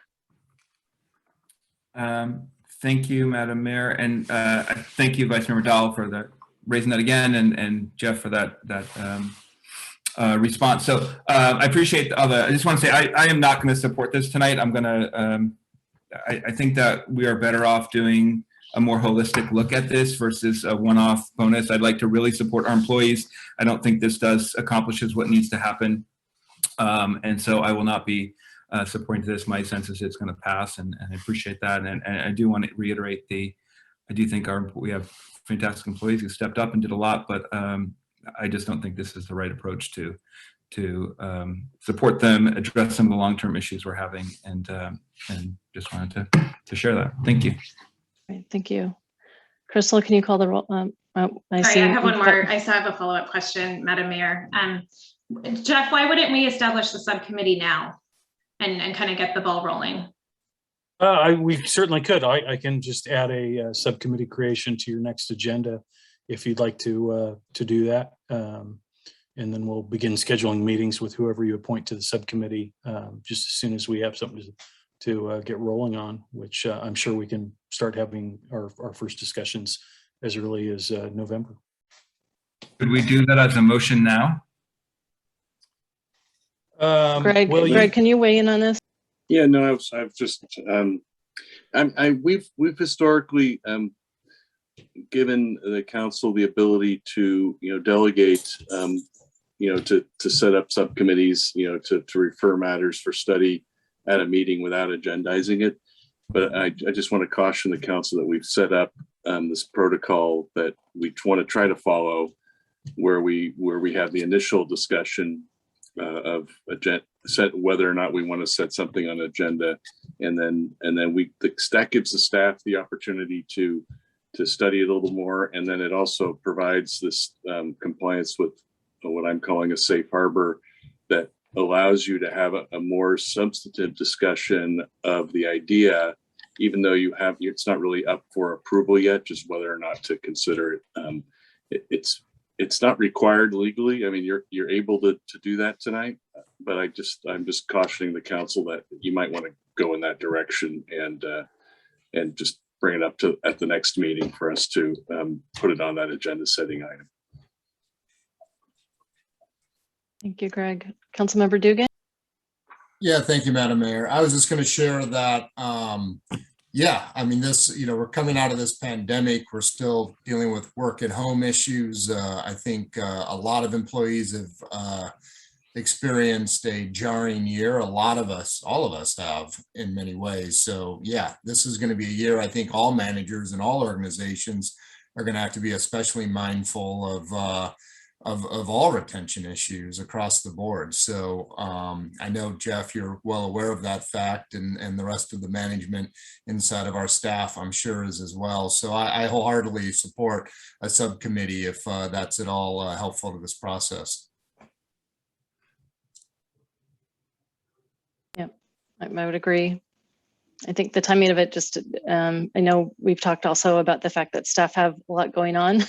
So, I'm in support of it too. That sounds great. We'll place an item on your next agenda so that you can formally create the subcommittee and select your appointments from the 5 of you. Thank you. Crystal, can you please call the roll? Councilmember Rack, Present. Vice Mayor McDowell, Yes. Councilmember Collins, Yes. Councilmember Dugan, Yes. and Mayor Parmaloyan. Yes. Thank you. Okay, so with that, we'll move to item 8B, consideration of introducing an ordinance repealing San Carlos Municipal Code Chapter 8.27, prohibition on the use of polystyrene-based disposable food serviceware by food vendors, and adopting a new chapter 8.27, disposable food serviceware, regulating the use of disposable food serviceware by food facilities. And giving the presentation this evening will be Adam Lokar, a management analyst and sustainability specialist. Welcome, Adam.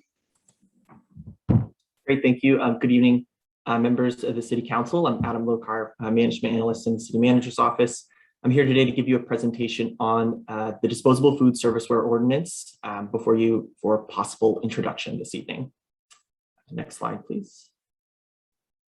This ordinance aims to reduce the distribution of plastic disposable foodware, which is a major contributor to street litter and can end up polluting our creeks and the bay.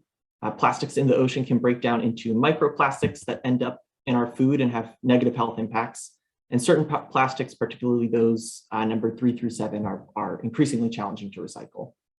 In response to these issues, the City Council has identified limiting the distribution of single-use plastics as a strategy in the newly adopted Climate Mitigation and Adaptation Plan and objected in the 2021 Strategic Plan.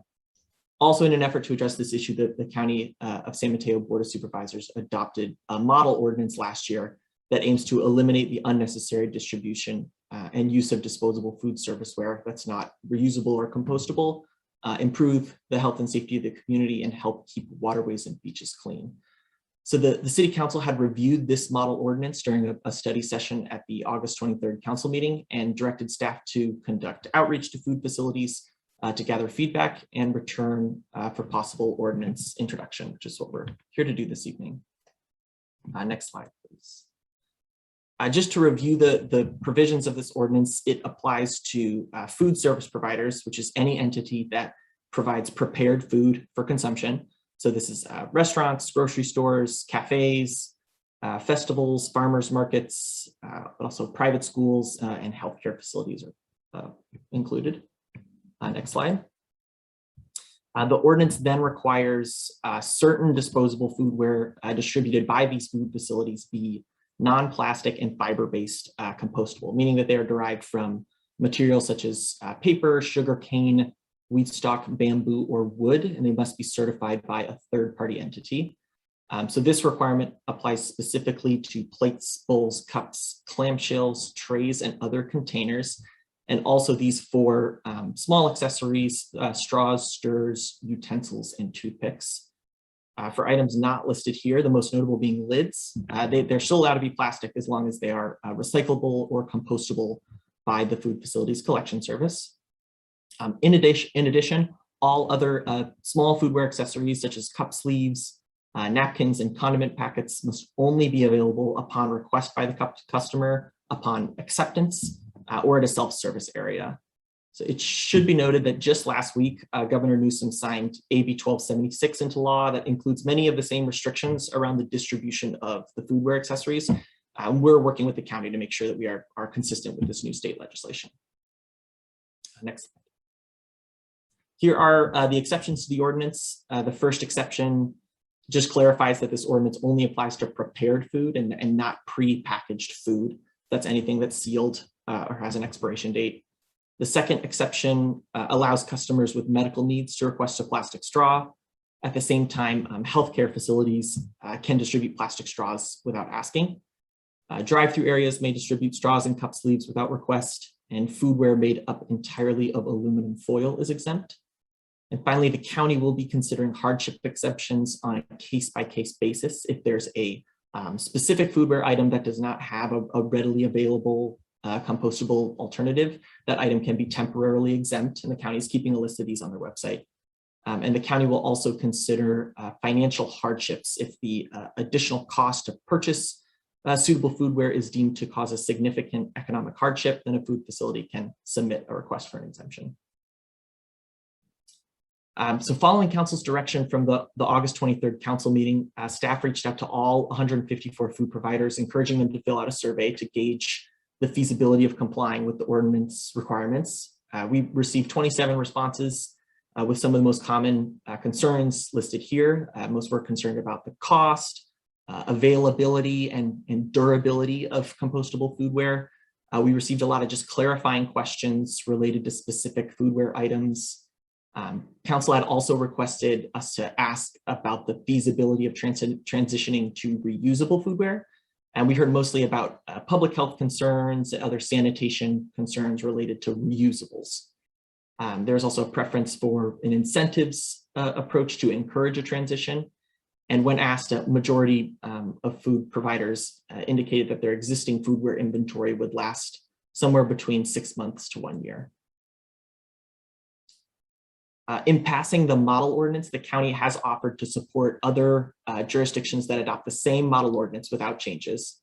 And that support includes education and outreach services to food providers and the broader public. The county has hired a company called Environmental Innovations. They'll be reaching out directly to all food facilities to make sure that they are aware of the ordinance requirements and offer direct technical support to help alleviate some of the concerns shown in the previous slide. The county team will be sending mailers, hosting workshops, developing a resource guide, keeping a list of acceptable products on the county website, and also targeting the broader public through print, radio, and digital ads, with an example on the slide here.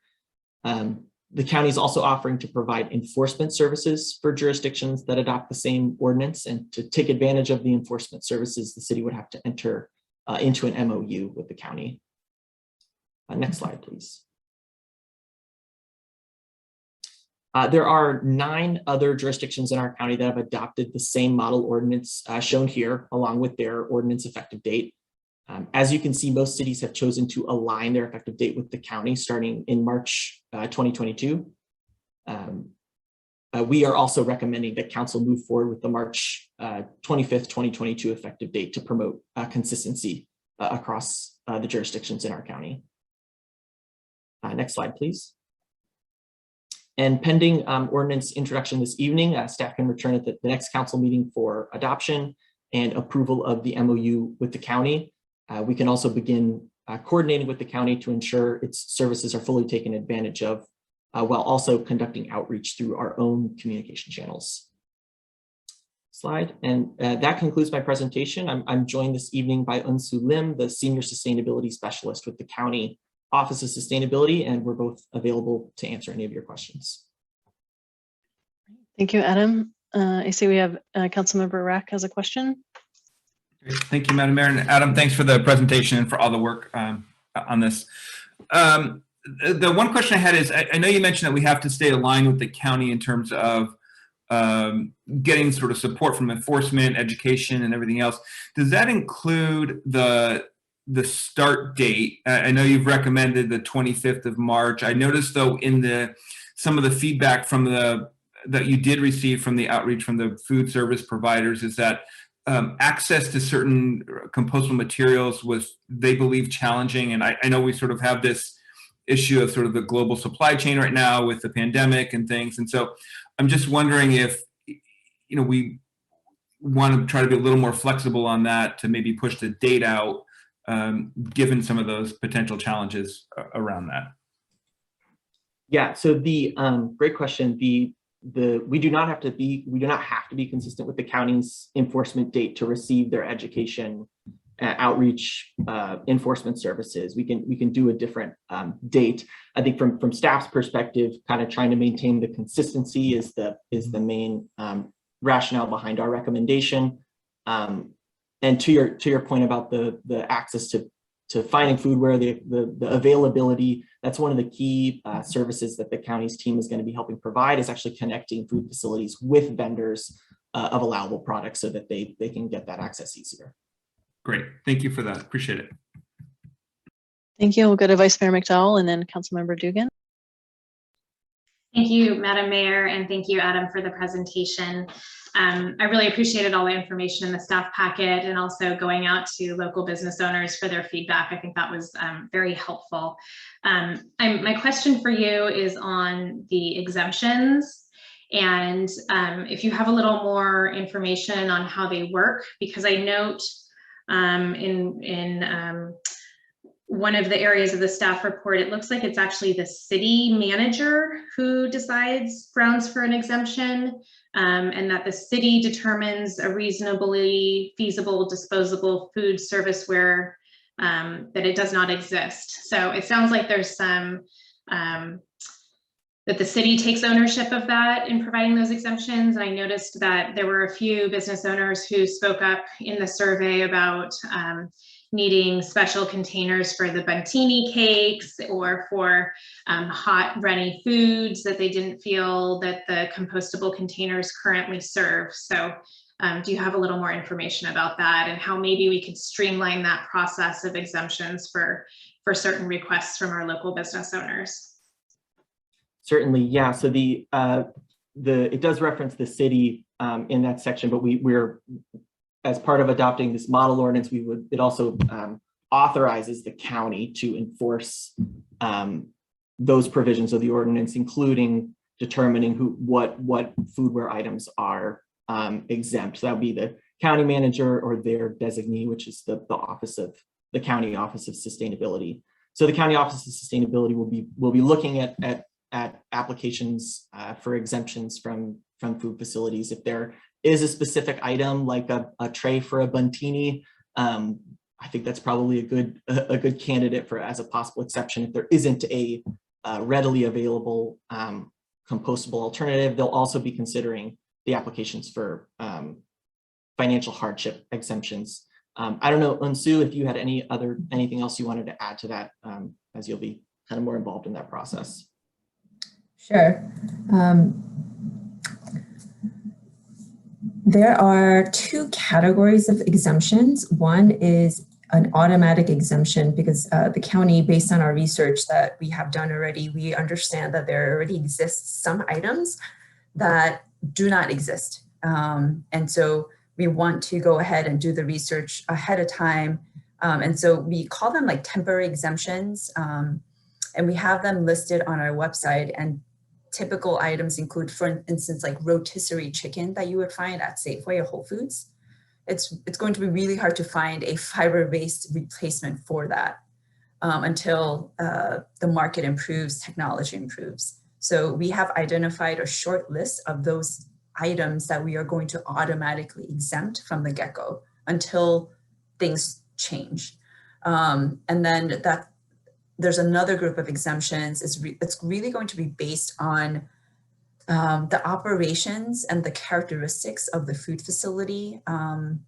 If they have a special financial hardship based on the information that we shared with them, based on research that they've conducted, based on consultation that we have provided through our consultant team, they still cannot find a compliant item that meets their needs, then they can submit an application for exemption to the county. And so we will be reviewing it. And we also ask for other documents as well, including previous year's tax information to ensure that, what we're considering financial incentives, it fits our parameter of our definition.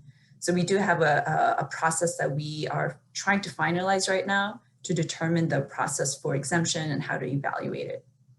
Okay, thank you. So I appreciate those answers. I would encourage then some edits to be done to the resolution to remove the references to the city manager and to the city making those exemptions, because I think that's very confusing. And I did look at the county's website and I appreciated the tables of, foodware providers that, we could get in touch with. The exemptions currently, I think there's only maybe 5 or 6. And I'm very sensitive to not wanting to bury our small businesses in paperwork. So I think that as you think about the process for asking for an exemption, that it be streamlined and easy. And I think, you know, Adam, if you have input into that process, you know, as the in between our small businesses and the county, I'm really sensitive to the fact that we need to make that easy and not too burdensome. Thank you. Thank you. Councilmember Dugan. Yeah, thank you, Madam Mayor. And I appreciate the overview of this program, generally supportive. And I especially like the firm partnership with the county and having this a fairly unified program for all of our neighboring cities, et cetera. So I do like the general approach here. And I had some specific questions because we did pretty thorough outreach to our restaurants and heard back from many of them. You know, and they basically had some questions like specifics on, you know, is there something that can handle this or that? And so that all speaks to this exemption list you were just mentioning. And so, like, how proactive is San Mateo County being on making sure that list of exemptions is complete and, you know, that it's a rational program out of the gate? Because it looks like, you know, the recommendation is we all line up on this one date. You know, I think I would be more comfortable if, you know, it was kind of, you know, not all on one date, because I think we're going to learn an awful lot in the first couple months of this thing. So I guess that's my question. How thorough is this exemption list, and how tested is that in the real world with actual restaurants verifying they can order everything they need otherwise? Great. And Unsu, I may defer to you on this one as well. Sure, that is a great point. And to be frank, I would say it is not 100%, because there are many items that are many disposable foodware items that are being used by food facilities. So when we do the research that we have completed so far is mainly around items that are very commonly used by food facilities. But we do understand that there are some food facilities that are specialty food facilities, and they have very particular needs, and their packaging is very unique. So because of that, I cannot say with 100% confidence that that automatic exemption list will be 100% comprehensive, because it will not be. But we do our best to put on that automatic exemption list the most commonly used items that we have come to understand that are being used by food facilities. But if there are items that food facilities are using that are not listed, then, you know, we encourage them to reach out to us, and then we match them with our consultant team to make sure that the consultant team is doing and helping, supporting, researching existing, you know, compliant items that may meet the needs of that food facility. And if there aren't any on the market, then they could submit an exemption application, which we will view, and if it makes sense, you know, grant them an exemption for a temporary period. I hope that answers. Thank you. And then, so just to be clear, who's lined up so far on March? Is that so? Unincorporated San Mateo County is definitely lined up on March. And do you have the quick list of which other cities are already lined up to launch March in 2022? Yeah, Crystal, I don't know if you could go back a few slides. There we are. So, and those are fully approved, like the Yes. council's already completely signed off on that in those cities.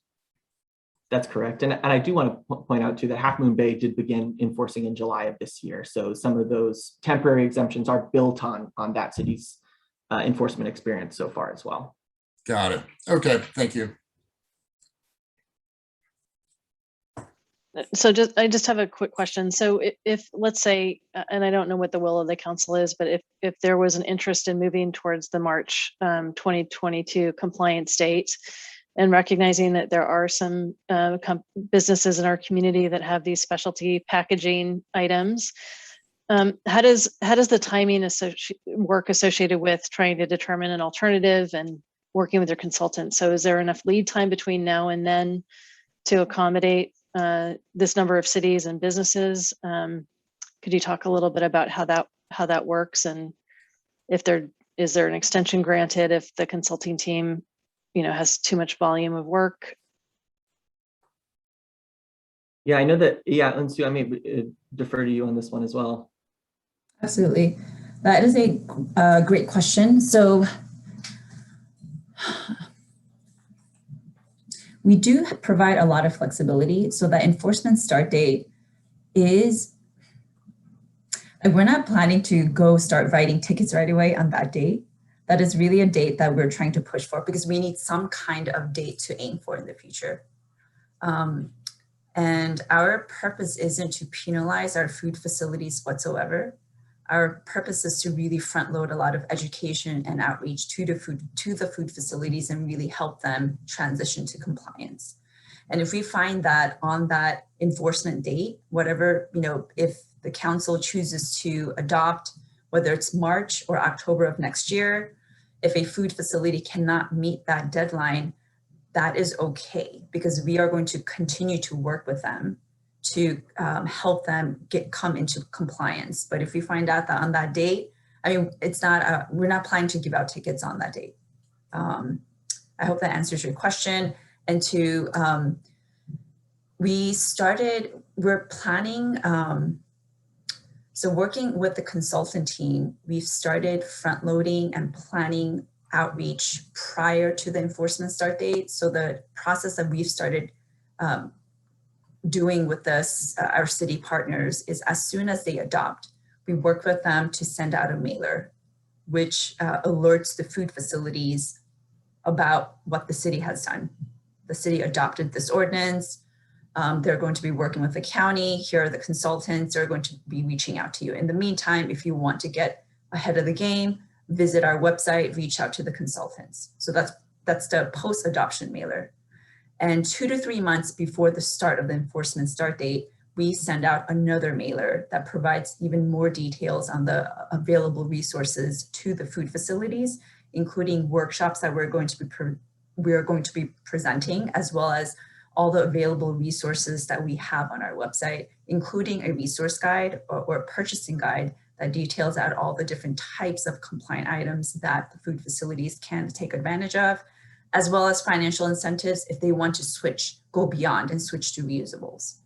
So, and then as soon as that mailer is sent out 2 to 3 months before the enforcement start date, our consultant team actually picks up the phone literally and starts calling each of the food facilities one by one. And that's the process that we have started doing. We did it in Half Moon Bay. We have a lot of great best practices and processes that we're hoping to fine tune. We're going to get a second chance to do it with the group of 9 jurisdictions who are going to be starting in March. And then we're going to get another chance to do it in the October timeframe of next year. So each time the county we do it, we're hoping to fine tune it and make it better and better. So we have a structure, a strategy in place to reach out to touch the food facilities on multiple occasions. All right, thank you very much. All right, I'm not seeing any additional questions from council. So Crystal, are there any members of the public who wish to make comment? Yes, we do have one hand raised. Sonia, you should be able to unmute. Thank you, city staff. Thank you, Adam Lokar, for taking this action. And I strongly support what our city staff has presented and going to compostable containers whenever possible, and would love to see lists of businesses that we can support who are making these changes, and recognizing that we can do without our fancy things sometimes if it means decreasing the waste down the line. And those are my comments. Thank you. Thanks so much for doing this. Thank you, Sonia. Thank you. And there are no further hands. Okay. All right. Any further discussion or comment? Councilmember Dugan. Yeah, thank you, Madam Mayor. Appreciate that. And yeah, like I said, I think this is a tremendous program. I think, it's can have a real impact on our we just passed our climate mitigation plan. This is one of our action items. It's a kind of low-hanging fruit in the sense that the county is doing all the heavy lifting, and so I'm very supportive of the program in general. It does concern me that I do think the implementation is going to be a bit rough out of the gate. As we've heard this evening, the exemption list is not final, it's evolving. And in my experience, it's going to take the actual launch and several months before that exemption list comes close to what's going to be needed in reality. So very supportive of the program, but I would like to propose that we take advantage of our neighboring cities who are going to launch into this and try out that exemption list and work through all those initial issues. And I would propose we adopt this 6 months later in September of 22. I'm not sure I see the benefit of being right on the front edge of this. And I also, March is going to come around quickly. A lot of our restaurants are still in recovery mode. This will be viewed as, a significant change. So I think an extra 6 months is a good thing to do by way of our restaurants, but I also think it's a good thing to do because I think there'll be a lot of noise and turbulence in March when this thing just launches, and I would like to take advantage of that and step into this program when it's a bit more mature. Thank you. Thank you, Vice Mayor McDowell, and then we'll go to Councilmember Collins. Thank you, Madam Mayor. I wanted to build on John's comments. I too support sustainability efforts in San Carlos, and I think this is an important part of our climate mitigation and adaptation plan. So I'm looking forward to cooperating with the county on this program. However, our local businesses are still really struggling to emerge from the pandemic. And as John noted, March is going to be here before we know it. And in the survey, 65% of respondents said that their current inventory of foodware would last 6 months to more than 1 year. And so I think it's important to give them time to both go through their inventory as well as stock up on new inventory. And if you're launching this program in March, you need to start placing your orders and getting shipments, November, December timeframe. And Adam mentioned this earlier with the holiday shipping and all of the delays with, international shipping right now and even national shipping. I think that that's not great timing. And that's going to be a really hard thing for our businesses to pull off to start in March. So I support John's suggestion of launching in September, or if it's important to align with another city, we could join San Mateo in October. But I would like to give our businesses a little bit more of a runway to use up their inventory and also, stock up on what they need going forward. I think that's the most fair thing to do. But I would like to launch the education and outreach as soon as possible. I think that the education component is really crucial here to really get out the word about all the great resources that the county has, putting businesses in touch with the distributors, and just starting to make those connections now so that everyone can plan ahead. Thank you. Thank you, Councilmember Collins, and then we'll go to Councilmember. Thank you, Madam Mayor. Just a couple of questions for Adam and either or Yunsu Lin. Sorry if I botched your pronunciation. One is, tell us again, please, how long this has been under consideration, how long it's been being worked on? The county board of supervisors adopted this ordinance in 2020, pre-COVID. So early 2020, different world. And put off their enforcement date due to COVID to 2022. Okay, and in your outreach to the businesses, has there, forgive me if I missed it, but has there been feedback that suggests that they would have a really difficult time conforming with this by March? Would they be scrambling? We did not hear any comments directly related to the March timeline, no. All right. And I see obviously that the enforcement doesn't begin till a year from now, correct? No, enforcement will begin in March 25th, 2022. All right. It just says City of San Mateo begins enforcement in October 2022. Okay, so that's right. In your mind, how realistic will it be that you're going to have enforcement teams out March, April, May, or what sort of grace period will there be? Over the next coming months, the county and their team, and in coordination with all these cities who are adopting in March, are really going to be pushing out, as Unsu was mentioning earlier, a really robust outreach campaign to make sure everyone's ready to go for March. And as Unsu had mentioned, this is, I don't think anyone's going to be out there writing tickets in March. And certainly, I think as the county has stated many times, that the goal of the method of their enforcement is not to penalize restaurants, but to provide education, technical support to ensure compliance. And I'm sure that will be, in full display when this first kicks off, whenever that enforcement date is. Okay. All right. Thank you. Thank you, Madam Mayor. All right, Councilmember Rack.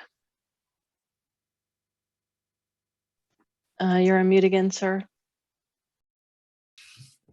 Thank you. I'm trying to rush through things too much. Thanks again for the work on this. I certainly support this. I think this is a great step forward, and it again aligns with our climate mitigation action plan, and appreciate all the work on this. I certainly, but I would agree with Councilmember Dugan and Vice Mayor McDowell about the date. I am concerned about going for March implementation, and certainly be supportive of what John suggested, September, or just to align with San Mateo in October, and just sort of, we don't, either way is fine.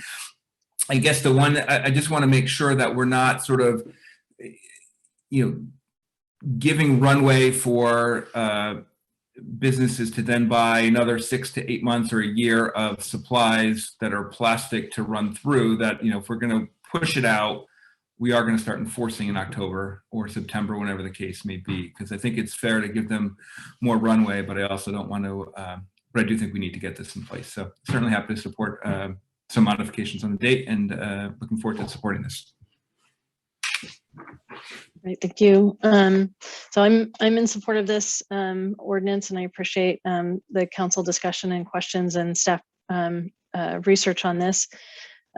It's not lost on me that our landfill is filling up. I had an opportunity to sit through a couple of our meetings with Recology, and learned that we have a small footprint. That being said, I also recognize that this waste also finds its way into our rivers and streams, and moving towards more compostable items is, I think, an appropriate action to take, especially as it aligns with our climate mitigation action plan that we recently adopted. To that end, I recognize that these replacement or kind of new type foodware products are going to take some getting used to, and because of their very nature, they can degrade, and their shelf life obviously is not as long. So I'm hopeful, and I would agree with Vice Mayor McDowell, that we begin that education process sooner than later, so that inventories can be managed. In addition, I also would also, like for their conversations to begin sooner than later as well with respect to those specialty packaging items. I recognize that part of sometimes a company's brand is their packaging, right? It helps tell the story about what they are, and moving to this new mode could have, very different impact on how their product is presented and perceived by their customers. So I really think it's important that we think that through as a community, and that the county, if they're willing to do so, work with our businesses, in a timely manner to provide appropriate lead times for them to convert over to compostable packaging. I would agree that timing of next year, later in the year, around October, I've heard that several times, Councilmember Dugan. So if you're willing, maybe we align with, I see a head nod there, with the October 22nd date, and help these businesses, move through their inventory. I think that would also allow for us to give a little bit more time for the supply chain to work itself out, because the last image from Long Beach showed a lot of ships hanging out offshore. So I don't know exactly where these products are made, but that continues to be a troublesome issue for our businesses. So, all right, I don't see any further hands raised. So Crystal, or we'll take a motion at this time. I'm sorry, it looks like Adam has another comment. Adam Lockhart. Yeah, I just want to clarify that San Mateo's enforcement date is October 1st, 2022. Thank you. Okay. Councilmember Dugan. Thank you. Madam Mayor, I move to introduce ordinance number 1573. 1573, an ordinance of the City Council of the City of San Carlos repealing San Carlos Municipal Code Chapter 8.27, prohibition on the use of polystyrene-based disposable food serviceware by food vendors, and adopting a new Chapter 8.27, disposable food serviceware, regulating the use of disposable food serviceware by food facilities effective October 1st, 2022. Second. All right. Crystal, could you please call the roll?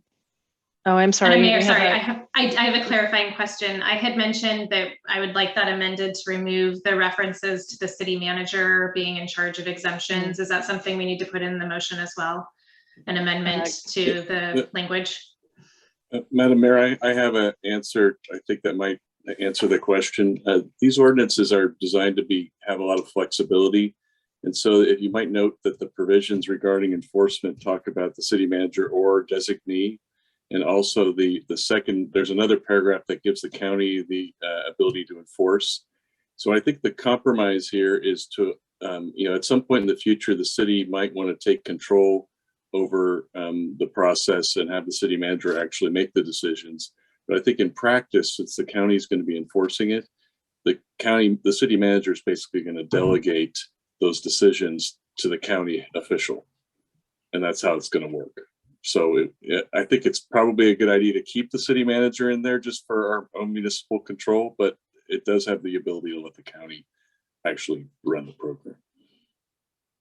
Does that satisfy your requirement, Vice Mayor? I suppose. I mean, I don't know how a layperson would understand that given the language, but I understand that, things could change in the future.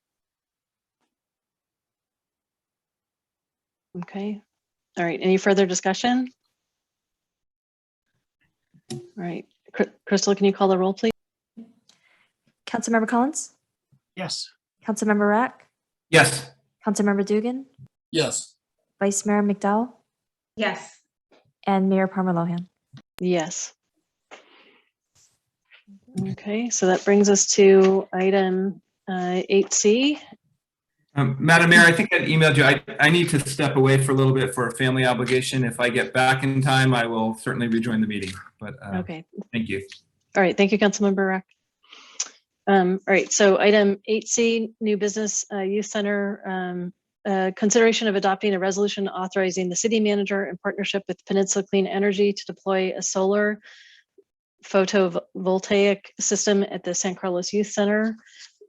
We will be hearing a presentation from Stephen Machida, Public Works Director, and he's joined by Rafael Reyes and David Freibush from Peninsula Clean Energy.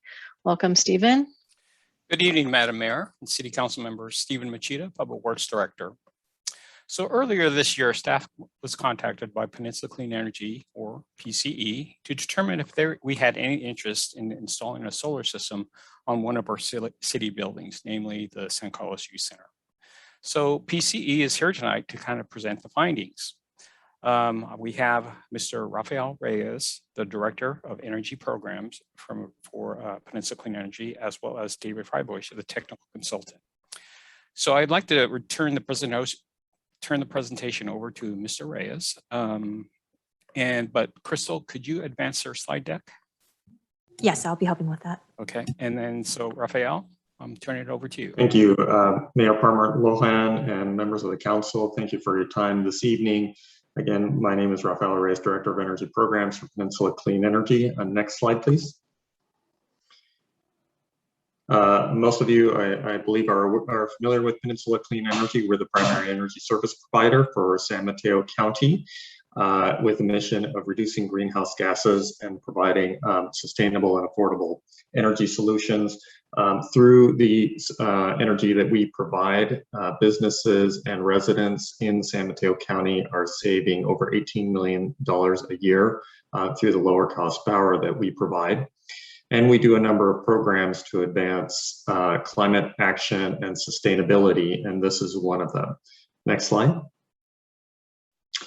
I won't go through all of the bullet points here, but our objective here is to create a joint procurement process across local government agencies across San Mateo County, lower the transaction costs of putting in place solar and optionally storage systems throughout the sites identified by local governments. We will be talking about one specific site, but the overall program will apply to future sites that the city of San Carlos may identify for similar systems as well. We have been working closely with a leading technology engineering firm, McCalmont Engineering, that's been assisting with all of the site assessments, including the site discussed here. Next slide. There are a number of innovations that we're bringing to this process. The first is the overall site development process, where, as I noted, for this site, we engage McCalmont Engineering to do all the site evaluation, to essentially create a bid package. We are looking to handle the procurement process, which would offload the work that otherwise San Carlos staff would need to do, and we would manage the installation process. In addition to that, we are also offering, as part of this program, that cities can contract directly with power purchase agreements with Peninsula Clean Energy, which would allow the city to have these systems installed with no upfront cost. And I'll talk through some of the details in terms of the financials here in a moment. Next slide. There are two tracks, if you will, to this program. There's a site level track where we have done site visits, assessed the sites to develop a plan for the site. We've also worked through details with your staff and developed the final plan. So that process is complete here for this site. And we're now operating on a programmatic level to secure commitments from the prospective participating cities and county to then bring all those agencies together to then do an aggregate procurement, and thereby hopefully getting improved overall equipment and installation costs by bringing all these sites together into a larger package for a competitive process and ultimate installation. Next slide. So the site in question that we've been working on with your staff is the San Carlos Youth Center, as identified here.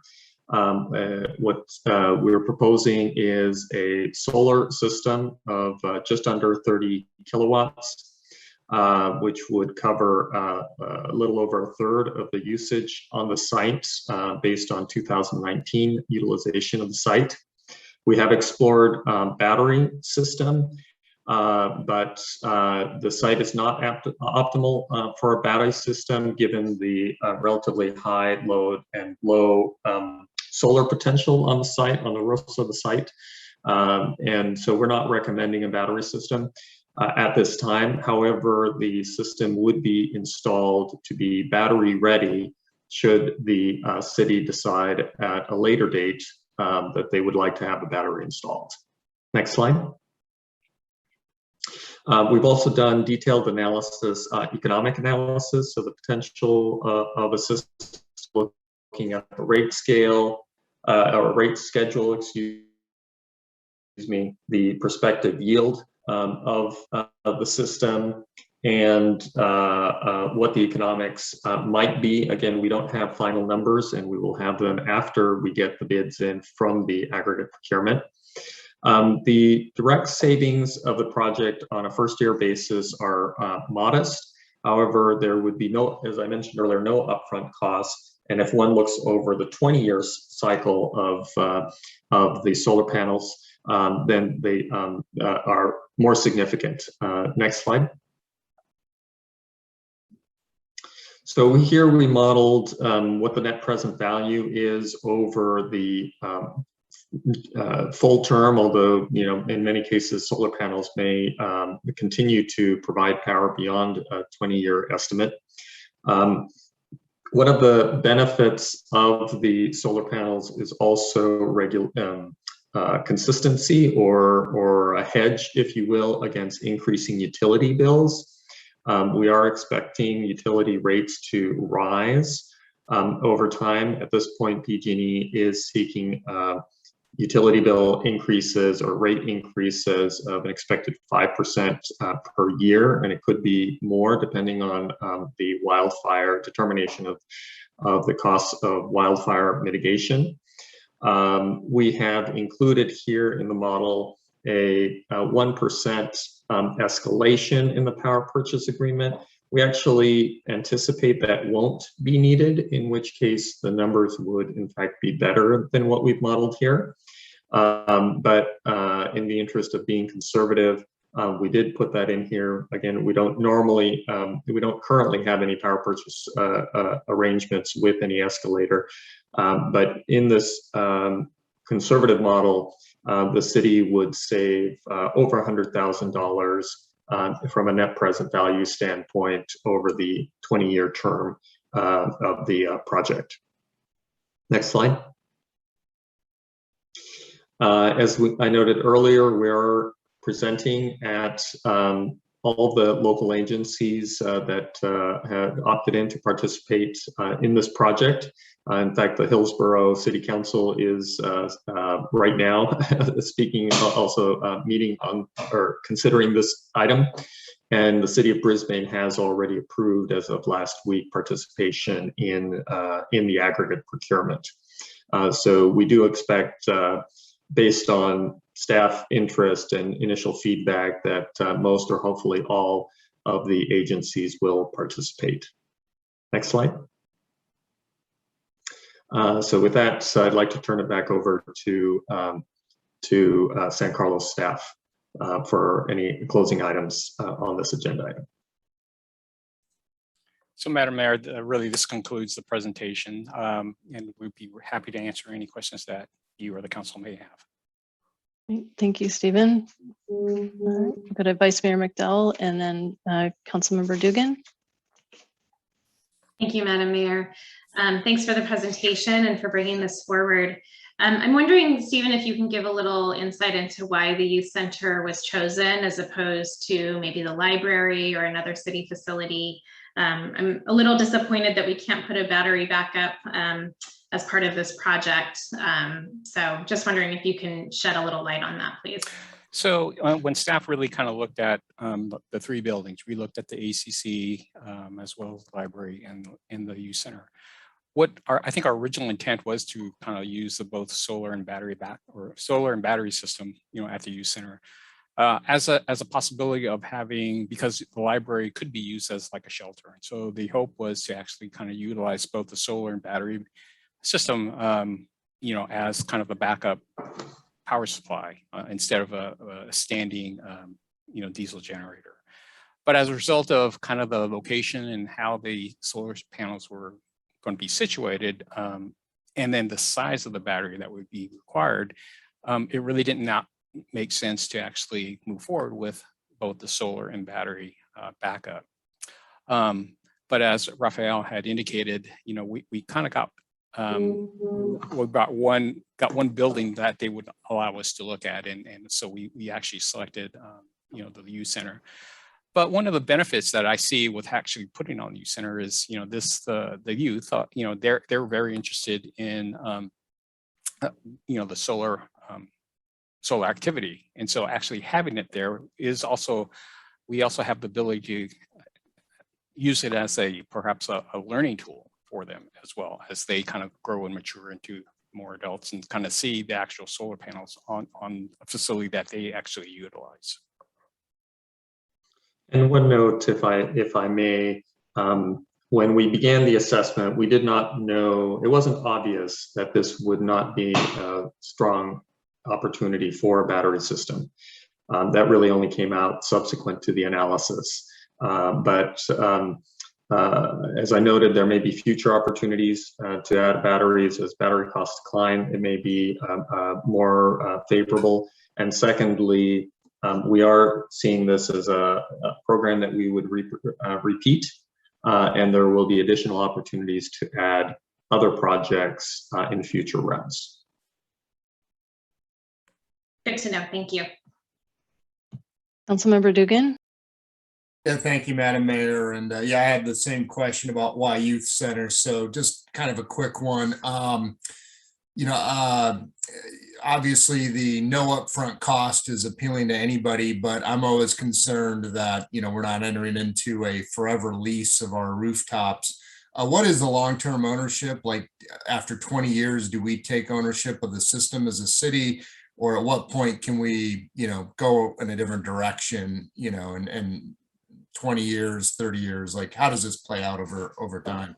Yeah, so that is an option. So if that's something that the city is interested in, we can certainly work that into the specific agreement.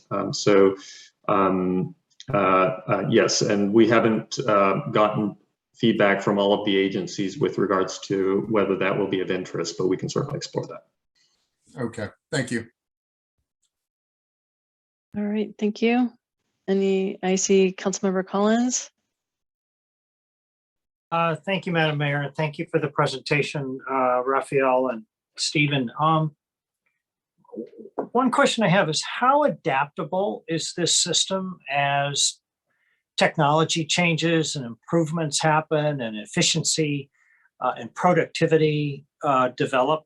Because as everyone knows, the solar industry and solar technology is advancing, it seems, at warp speed. So I'm just wondering, does this become obsolete in a few years? And if it is, how do we upgrade it over the course of time? And is there any consideration of the cost of that, or is it something that it's not really a question of the panels themselves, but the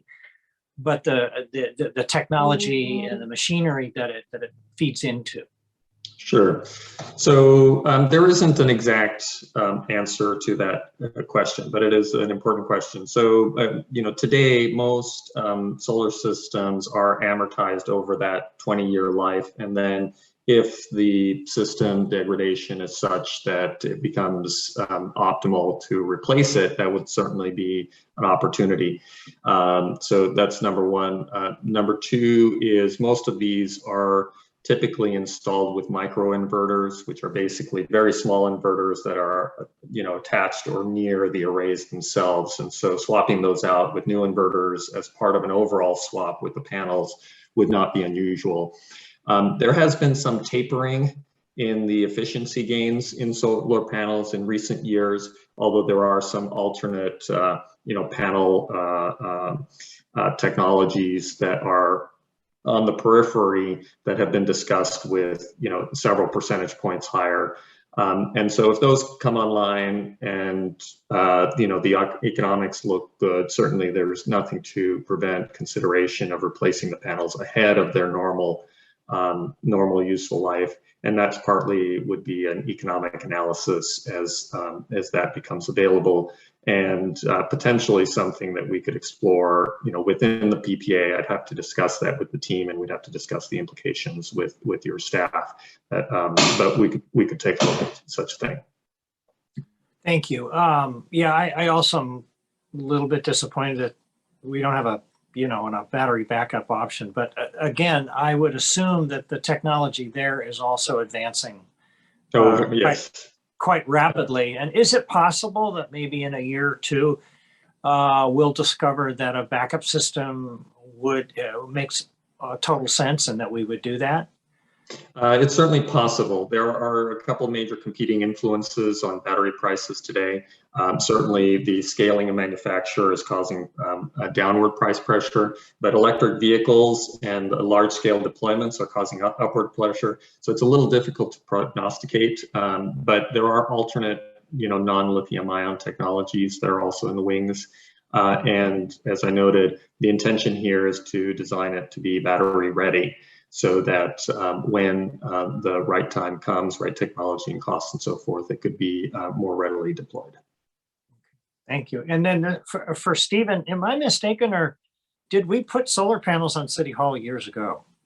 No, we did not. We did put, the only facility that we do have is at the corporation yard, and it's on the warehouse and in the garages.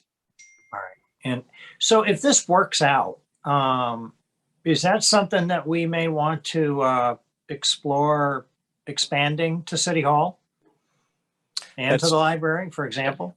That is certainly a possibility. I think this is kind of one of the first steps. Council may also may recall that, we're also planning for solar panels at fire station number 16 as well.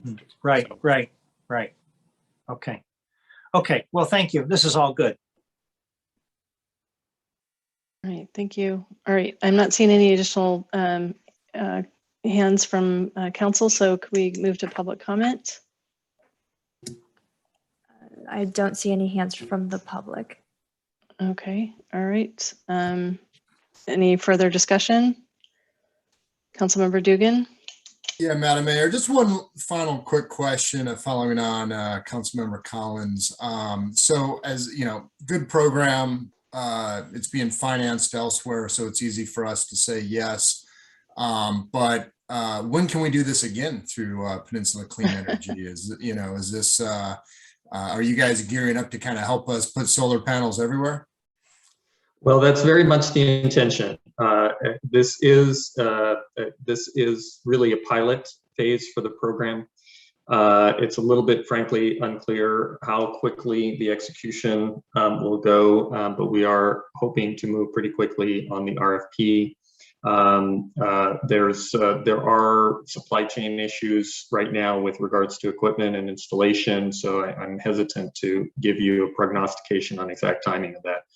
Our hope, though, would be that next year, in the latter part of next year, we would start a second round. And then every subsequent round should actually be able to execute more quickly. In fact, maybe even some pieces in parallel to each other, so we can move much faster. Terrific, thank you. All right, thank you. And Crystal, no public comment? Let me check again. No hands at this time. Okay. All right, we'll go to discussion.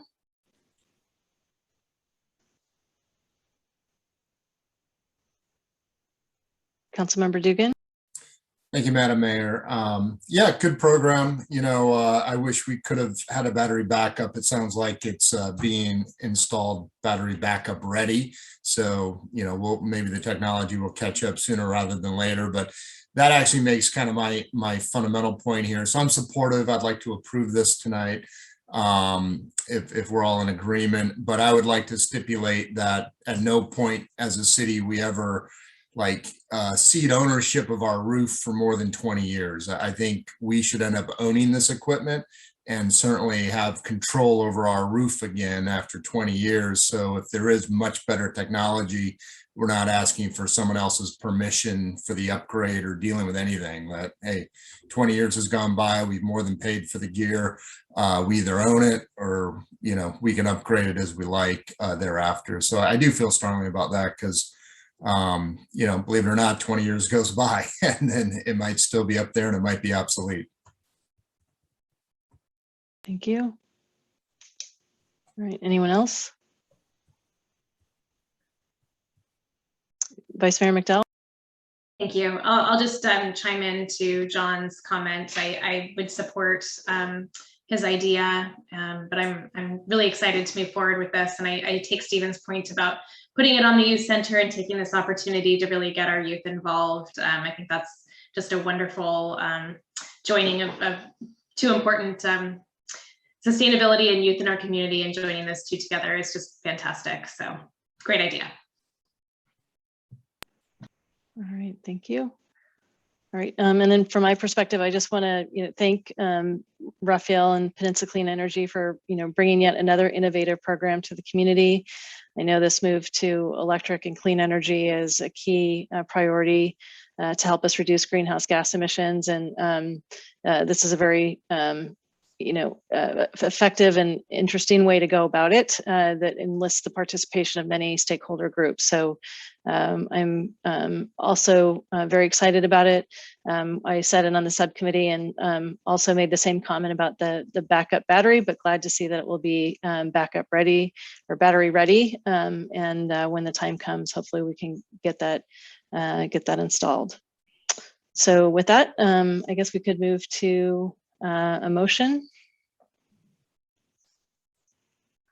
Madam Mayor, I move to adopt resolution 2021-100, a resolution of the City Council of the City of San Carlos authorizing the city manager in partnership with Peninsula Clean Energy to deploy a solar photovoltaic system at the San Carlos Youth Center. I'll second. All right, Crystal, can you call the roll? Madam Mayor, yes. I guess I would like to add the stipulation that the program runs for no more than 20 years, if my colleagues would be amenable to that. That's fine with me. Any objection? I would just like to know what the implications of that are. Anything we haven't thought of, something that we ought to consider. I'm a little hesitant to add things like that without knowing, all the implications of it. Do you have any insight for us, Stephen or Raphael? Or Greg? The one comment I would make is that within the power purchase agreement, all of the maintenance and repair would be included. Obviously, if the city assumes ownership, then that would become a responsibility of the city.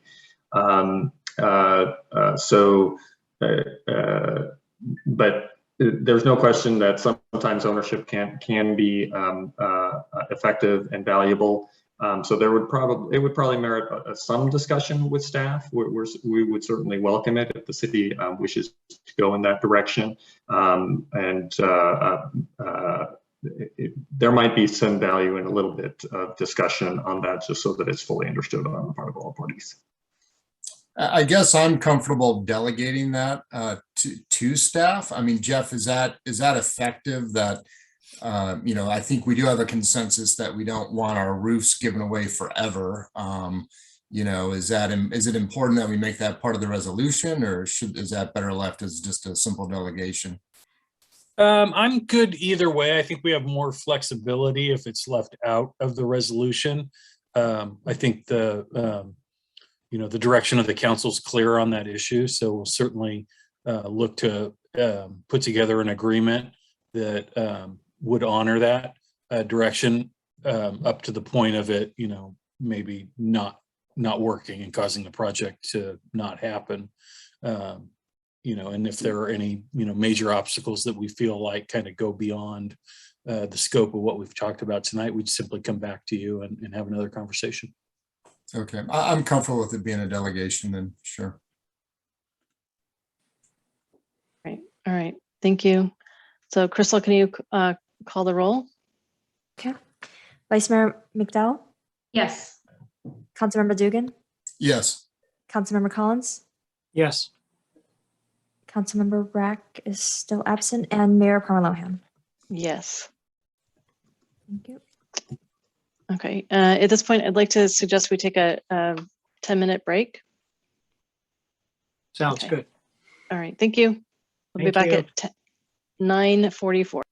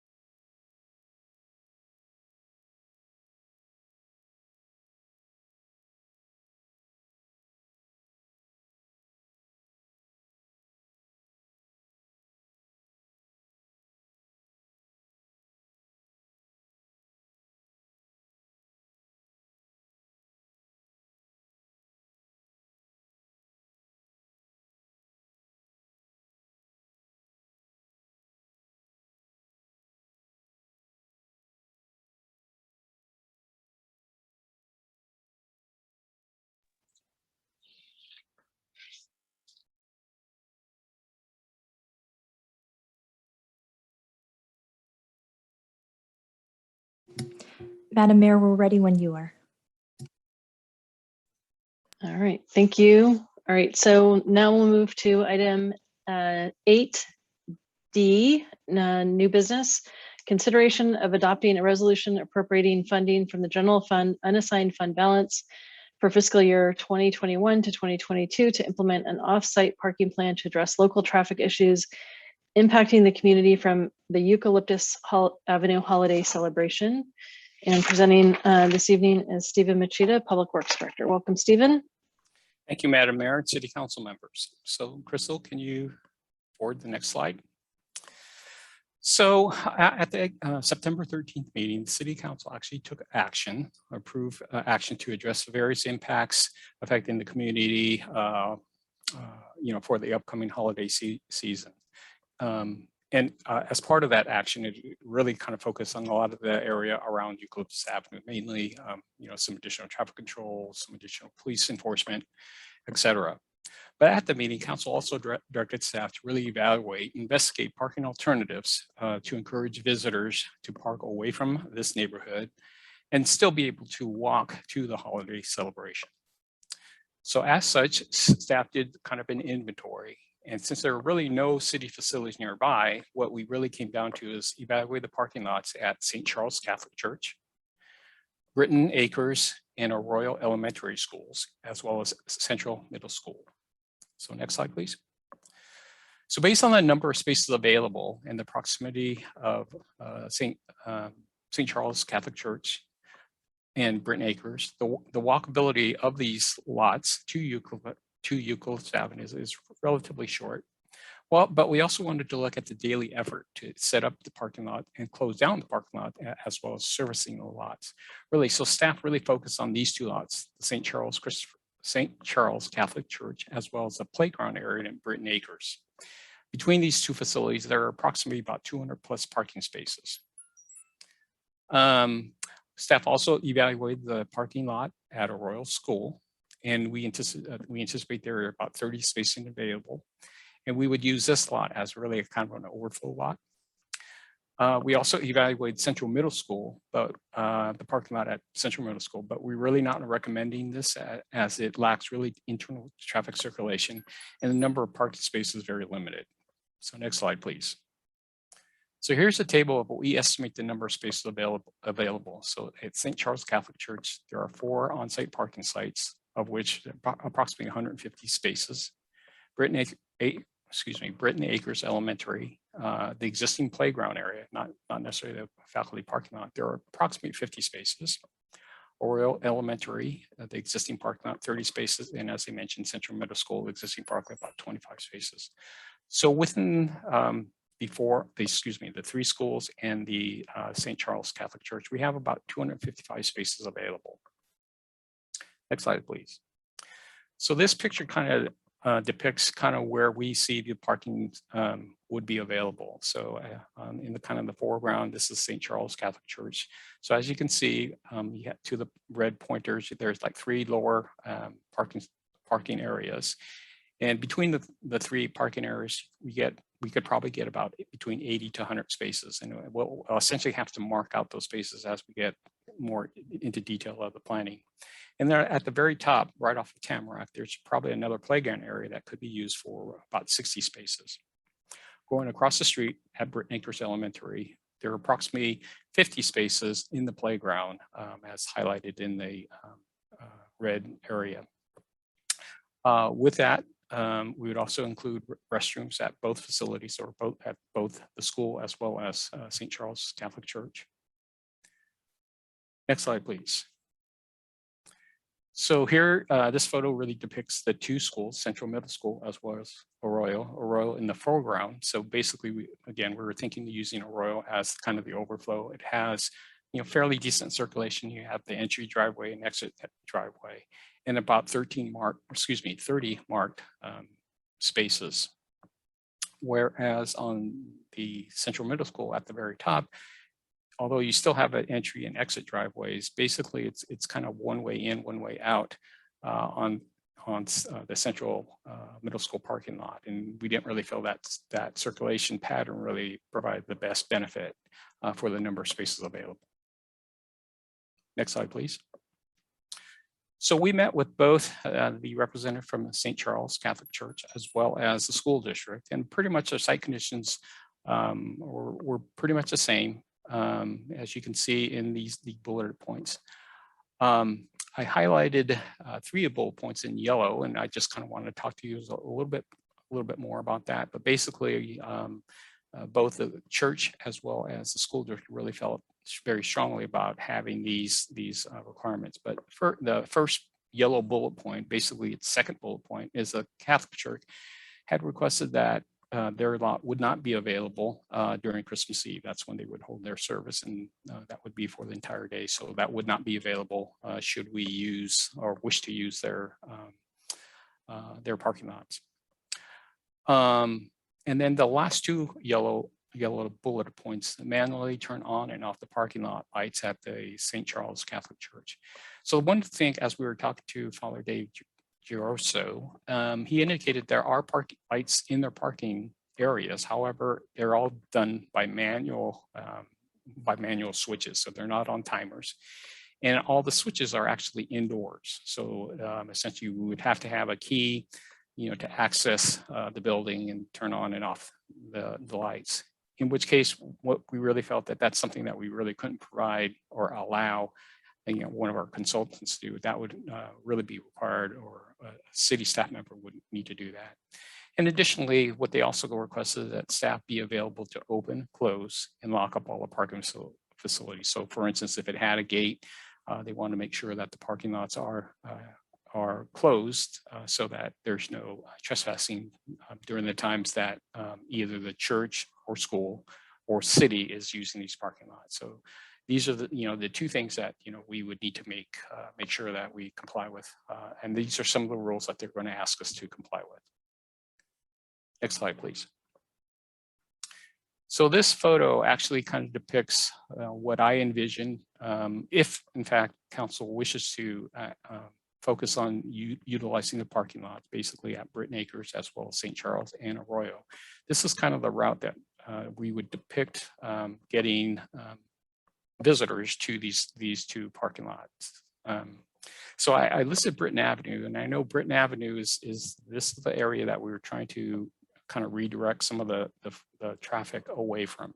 But undoubtedly, we really believe that Britton Avenue will continue to see traffic to want to go to Eucalyptus and see the holiday displays. But for the most part, what we would try to do is actually direct the traffic to San Carlos Avenue, then make a left turn onto Alameda de las Bulbas, another left onto Alma, and then a right to Tamarack, and take Tamarack all the way down until they either get to enter the Britton Acres parking lot or the St. Charles Catholic Church on Bell. For Arroyo, there's several opportunities. They could either take Arroyo or on San Carlos and make the necessary turns.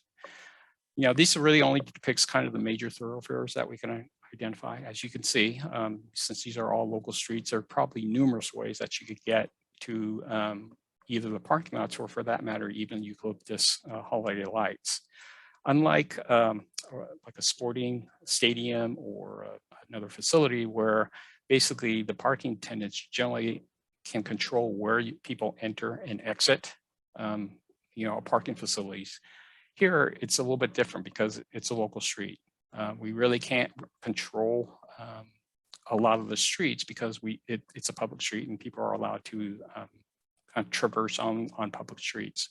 So the best thing we could do is via signage, whether they're electronic signboards or stationary signs, and try to post kind of the direction that we would like them to go. Whether they follow in that direction, that's sometimes a little bit of a challenge. So next slide, please. So staff actually created 2 parking scenarios. The first parking scenario 1 basically looks at a 7-day a week where the parking lots are being utilized. So it would start on December 1st and go through December 26th. Basically, it's a kind of a uniform parking that remains in place throughout most of December. Because it's operated 7 days a week, it's going to be the most expensive scenario. and it will impact neighborhoods essentially near the lot. So of the cost estimates that we did, we looked at making sure that the security staff is in place, parking attendants are available, portable restrooms are available, delivered, removed, as well as serviced. Trash pickup and removal is done daily. Portable lighting and generators will be needed for after it sunsets. And then we would need some additional traffic control barricades and wayfinding signs that we needed to either direct traffic to these parking lots or direct the pedestrians to Eucalyptus Avenue. And then staff overtime that's going to be needed. So basically for the parking scenario 1, this is again 7 day a week, starting from December 1st to December 26th. It's just a little under $65,000. Next slide, please. So parking scenario 2, that would just look kind of at the weekends, basically Fridays, Saturdays, and Sundays. So this would start on December 3rd and run every Friday through Sunday through December 19th, and then 3 days up to Christmas. This parking scenario really kind of matches when the sheriff's office will be present, and this would be when they were mainly, close to Eucalyptus Avenue, kind of directing or evaluating some of the traffic. Obviously, because we're only working 3 days a week, Friday, Saturday, and Sunday, it's going to be the least expensive scenario. Kind of the downside is when the lots are not open. So these are like Monday through Thursday. The neighborhood may experience more traffic congestion. That's what it may always have. And then the visitors, if they come more than once, and they do come on, let's say on a Friday, and they know the parking lot's available, but then they come again 2 weeks later on a Wednesday, and that parking lot may not be open. And so they would be a little bit confused. Again, using the same cost criteria, we estimated for a Friday, Saturday, and Sunday, the cost would just be a little over $40,000. Next slide, please. So the analysis. So, when we really looked at the parking scenario, we really felt by itself, the parking scenario is not going to completely solve the problem or reduce traffic congestion in the neighborhood. Really, we really feel even with the combined effort of the other council approved measures that you have taken, we still need the kind of potential cooperation of the residents of Eucalyptus Avenue. And we still believe that there will be some impacts. The Eucalyptus Avenue residents were sent letters requesting their assistance to limit the days and times of their light displays. And then the residents, as a result of this meeting, we wanted to, because we knew we were going to kind of redirect some of the traffic that would normally be on Britain towards San Carlos Avenue, we wanted to actually inform the residents bounded by San Carlos Avenue, Laurel Street, Howard, and Alameda de las Povas with letters kind of informing them that, council is considering making parking or evaluating the parking scenarios that could affect their streets and neighborhoods at tonight's meeting. Next slide, please. So these are really, this kind of concludes my presentation. I'd be happy to answer any questions that you may have. Great, thank you, Stephen. All right, any questions from council? Vice Mayor McDowell. Thank you, Madam Mayor. Thank you, Stephen, for that presentation. I appreciate the creativity and all of staff's work in figuring this out. And I especially want to say thank you to the school district in St. Charles for working with the city to come up with these proposals tonight. Stephen, I had a question for you on slide 8, which is the map with the kind of the alternate routes to get to the parking lots. I feel like this is a double-edged sword where we want to give people navigation hints to try and spread out the traffic. But then if we advertise this map too widely, then, we might double the amount of people that come. What is your thinking on how to publicize or not publicize this map? Well, certainly this is a challenge, but certainly what I would envision is we want to put some, as I mentioned, some stationary signs as well as some changeable message boards that we had identified. So, for instance, on Britton Avenue, I think at the prior meeting, I'd indicated we wouldn't specifically go into the specifics, but we would probably want to direct some of the traffic that be prepared for traffic delays on Britton, use alternate routes. But at least on San Carlos Avenue, if we are really trying to get them to, the parking lots, I would probably be a little bit more specific, where we might have, some changeable message board or electronic message boards, as well as stationary signs that kind of points the vehicles to a certain direction, whether it's going down to San Carlos or to Alma, and then onto Tamarack. These would more likely be stationary signs, so they'd be put on like posts, whether they're light standards or some other posts that we might have in the neighborhood. But to your point is,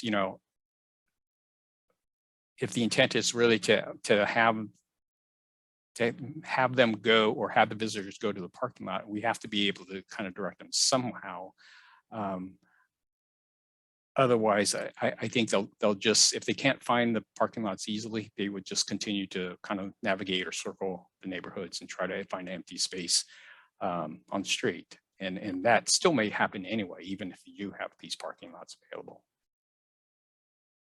Right. It's a tricky issue. We'll have to do a lot more thinking. And maybe A-frames, we could put up A-frames on eucalyptus so that people who visit eucalyptus several times during the holiday season, they can see the map the first time they walk down there, and then maybe the second time they would, be better informed about where to park the second time. So thank you. I appreciate your feedback on that.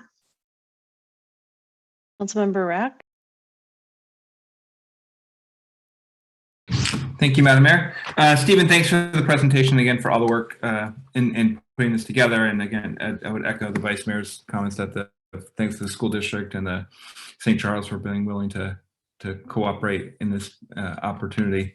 Can you tell me, so in looking at this, I guess the question is, so if you've got people coming down, if the map were to go further, as I'm looking at to the right on Laurel, would you anticipate kind of just trying to direct some people off Britton to Arroyo or St. Carlos Avenue from there? Yeah, I think really that's our thought was, we would want to really try to divert traffic away from Britton. So if we could, use other alternate streets, that's where we were thinking. So that's why we really felt Arroyo is a possibility. Sure. However, one of the concerns is Arroyo, as probably council is all aware, a lot of our streets are very narrow. And so, that's always the challenge is, you're going to actually increase some of the traffic on some of these very, very narrow streets. And so that's kind of the balance that we would actually have to kind of play out. So, but we really felt because, Royal School, if that were truly the overflow lot, actually that could be the starting point. But, if in fact they were coming from Laurel, there's, as I mentioned, there's probably various ways they could get, from Laurel to Eucalyptus, either by vehicle or by walking. Okay.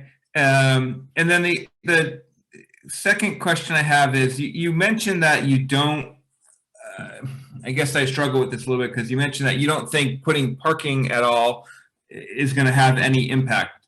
I guess I would disagree. I think that adding the parking piece would be more impactful than potentially some of the other measures we passed earlier and appropriated some funds for. So I'd just like to understand why, and I get it's complicated, why you don't think this will have any impact potentially. Well, impact is maybe not the right question. But. Yeah, and certainly, I think this is something that my staff actually had to stew on, because it is something that is very challenging. But if the main goal was to actually reduce a lot of the traffic congestion on Britton, and what we heard is on Britton, and as well as some of the local streets, how do you direct them to go to a different alternate route. And so, you know, if you were maybe perhaps a local San Carlos resident who kind of knew the streets, you know, you would probably take the shortest and easiest route. But one of the concerns I have is by redirecting some of the traffic on Britain, and they're going to San Carlos Avenue, let's say, or for that matter, they're using Elizabeth. Mhm. Would we be directing more of the traffic elsewhere on Britain? So sure, Britain is kind of feeling fewer cars and maybe less congestion, but now we're perhaps increasing the congestion on other streets that perhaps never received the same level of vehicle trips on those streets. And so that is one of the concerns I have by putting them, let's say, visitors from out of city on San Carlos Avenue. They may not know the best direct route, so they follow it. But that also means that we're probably adding a lot more traffic on San Carlos Avenue. We may overwhelm the signal at Alameda and San Carlos, and then making that left turn onto Alma and again Tamarack. It can be very challenging. You know, the alternate is you take them down Cordilleras, a little bit wider street. However, again, it's the same problem. We're impacting a lot of the local residents on those streets as well. Sure. Okay.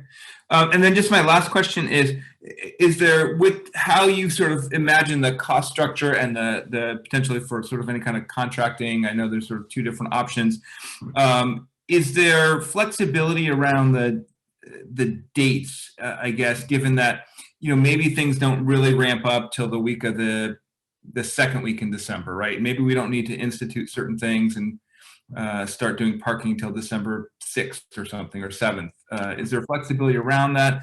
And I guess this as a quick follow-up, maybe if we end up, you know, supporting this sort of, I'd love to get a post-mortem for us to look at, like when the traffic really starts to ramp up in terms of the overall program. So maybe we can adjust next year on all the things we've looked at. So, I mean, to answer your question, you know, we really did try to talk to our vendors and see what we could explore. And, you know, basically we kind of gave them the criteria. We really felt that, you know, probably the best price that we could get is at the fewest number of days would be Friday, Saturday, and Sunday, starting from December 3rd to the 26th. I think if we go fewer days or fewer weeks, I think it would be harder and harder to get the parking attendants, the security guards on site. You know, porta potties generally, you know, those you just order them and, you know, service them accordingly. But I think just generally the security and parking attendants, that would be a challenge to get. You know, one of the things, you know, I've been toying with my staff, if in fact council wishes to utilize the parking and offsite parking, and we do use some alternate streets other than Britain, you know, actually we could put some of the traffic counters and really kind of get a little bit more data specifically on, you know, day and time. And then we could kind of monitor that. I mean, there's some other programs that we could look at as well to really kind of make that determination of where the cars are going. Okay, but that's super helpful, Stephen. Thank you. Thank you, Madam Mayor. Thank you. Councilmember Dugan. Yeah, thank you, Madam Mayor. Yeah, Stephen, thank you for, you know, this is a lot of work to try to piece this together, and it's not a normal problem set for public works. So appreciate that. And I definitely appreciate the willingness of St. Charles and our school district to lean in and help out as a community. I guess, you know, kind of my lingering question is, can you please characterize, like, so you notified Eucalyptus, you know, I believe you've had a lot of conversation, like, where are we at as far as Eucalyptus kind of meeting us on this in any kind of collective, organized, responsible way? Well, that's a good question. To my knowledge, I mean, I haven't really spoken to them, for, the Eucalyptus residents for a while.